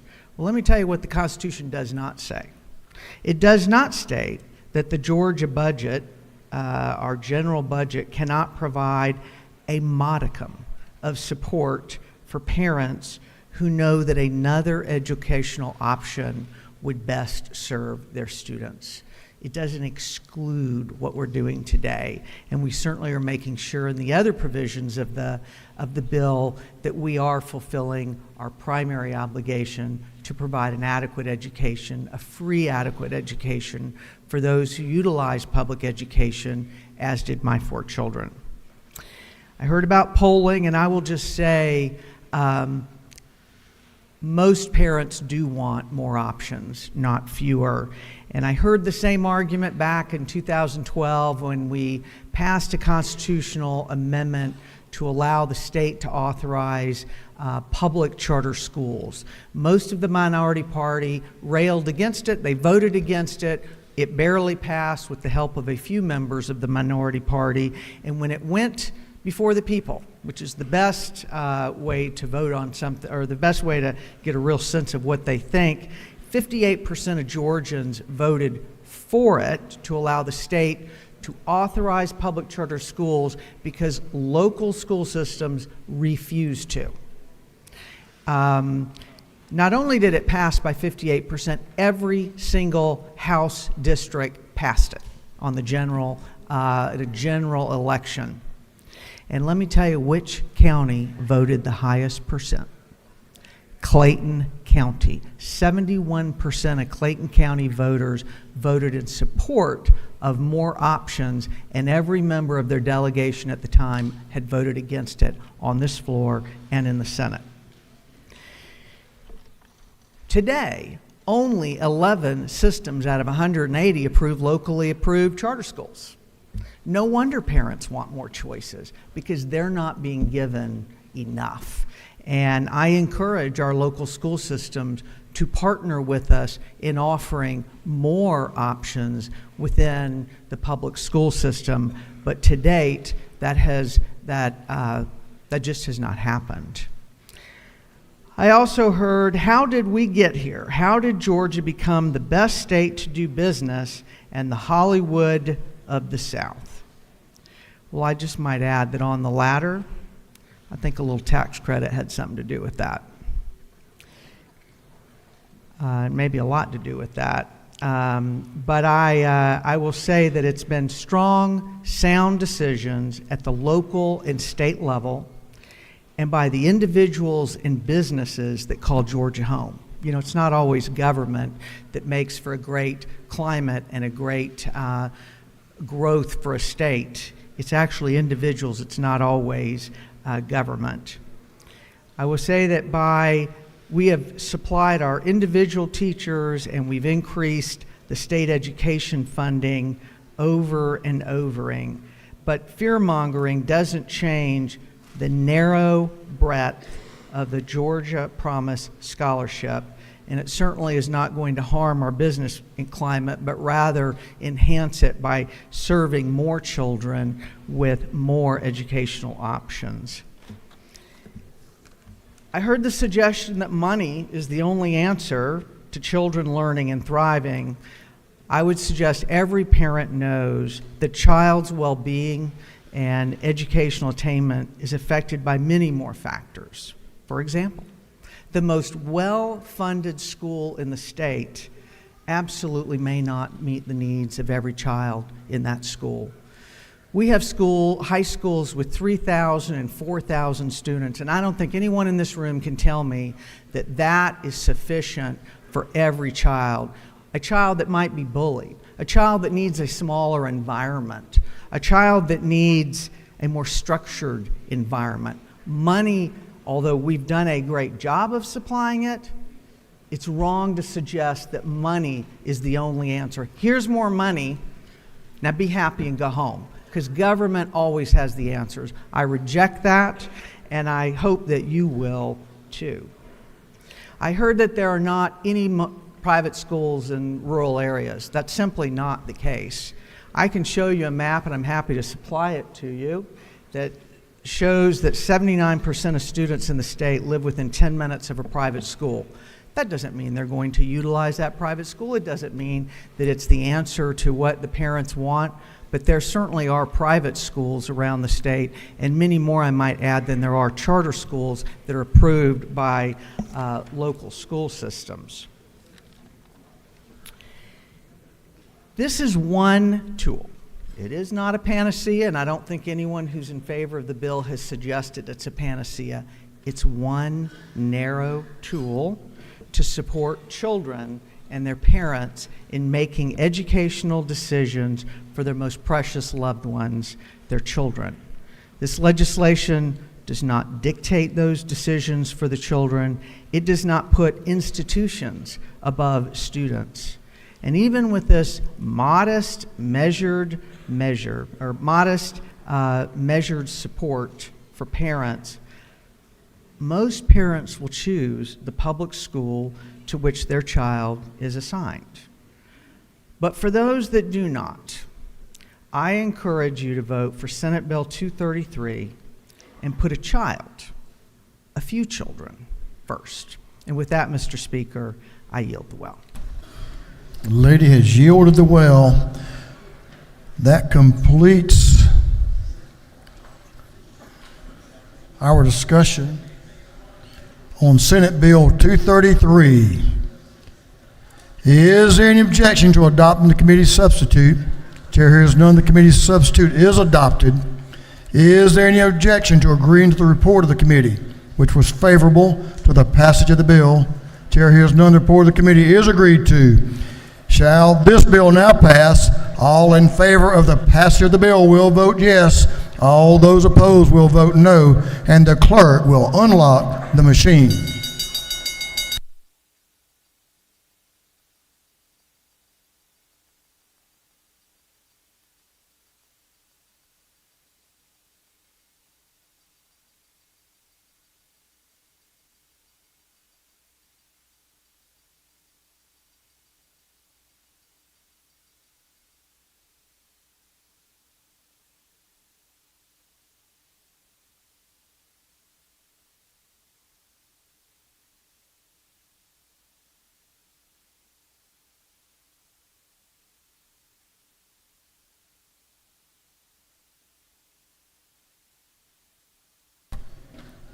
Have all members voted?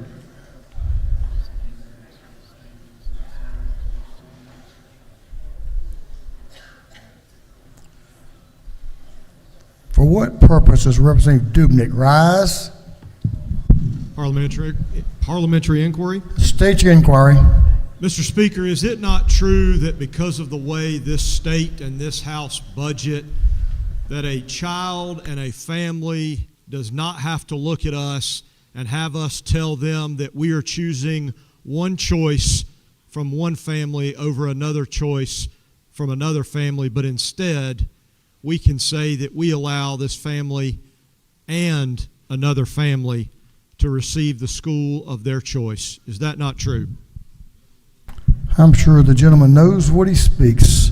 Have all members now voted? We've talked about this one an awful lot today. Have all members voted? If so, the clerk will lock the machine. On the passage of Senate Bill 233, the yeas are 91, the nays are 82. This bill, having received the requisite constitutional majority, is therefore passed. For what purpose does Minority Leader rise? Move for reconsideration. No. Rule 144, the rules of this House, does not allow a bill to be reconsidered a second time. This bill has been reconsidered once already, so the gentleman's motion is out of order. We're moving on. This House is going to stand in recess after we have a couple of announcements. But first, members, I need your attention. Mr. Leader, I need you to come back to your desk just for a minute. I discussed this motion with you, this comment that I'm getting ready to make. I want members to please take your seats.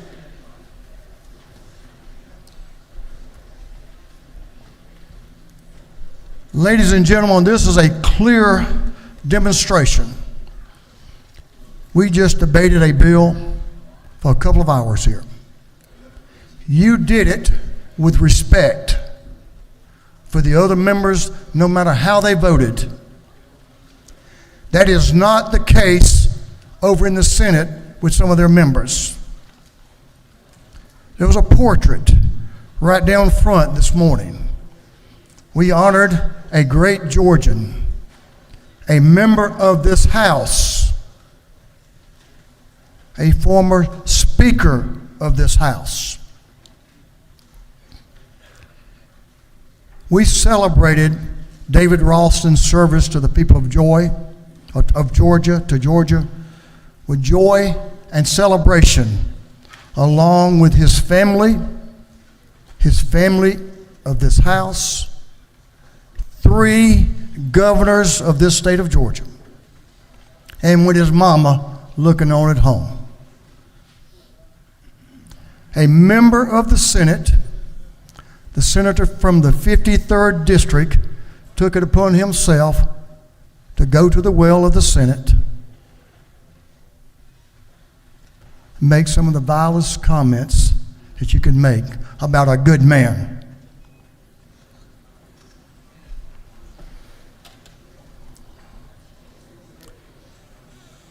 His comments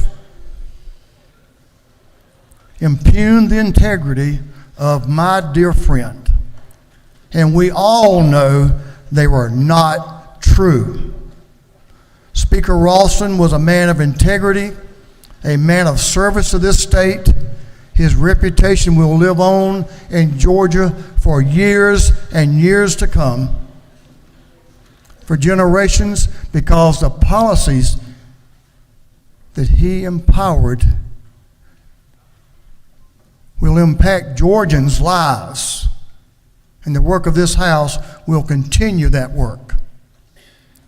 Now, I must say, Lieutenant Governor and several members of the Senate defended the honor of Speaker David Ralston on the floor of the Senate. But I'm going to tell you what I'm going to do today. I'm going to ask the doorkeeper of this house, Corey Mulkey,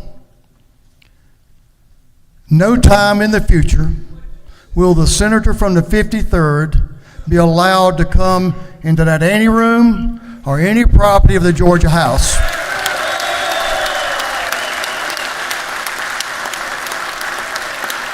Mr. Minority Leader. Mr. Speaker, I absolutely 100% second that motion, even though it's inappropriate. We, as a Democratic Party, as a Democratic caucus, stand with you in solidarity for what you just said. Thank you for saying that, and we stand with you. Thank you, Mr. Leader. Thank you, members. Corey, you have your orders. We expect you to enforce them and carry them out. Mr. Leader, members, it's a motion with emotions, as it should be. Okay, we have a couple of announcements. Thank you, members. Representative Dewey McLean is recognized for an announcement. Thank you, Mr. Speaker. I just want everyone to know that the Working Family Caucus will meet in room 310, and there are box lunches in 310 in the CLOB. Working Family Caucus, 310 CLOB. Thank you, Mr. Speaker. Thank you, Representative McLean. Chairman Gunther is recognized for an announcement. Thank you, Mr. Speaker. Judiciary Committee will meet in 132 on the break. We have one bill that should go very fast, and we also have lunches. Representative Alan Powell is recognized for a motion. The members of the Regulated Industry Committee, you've got lunch over in 613, and immediately upon adjournment today, you have a committee meeting, and bring your lunch bag.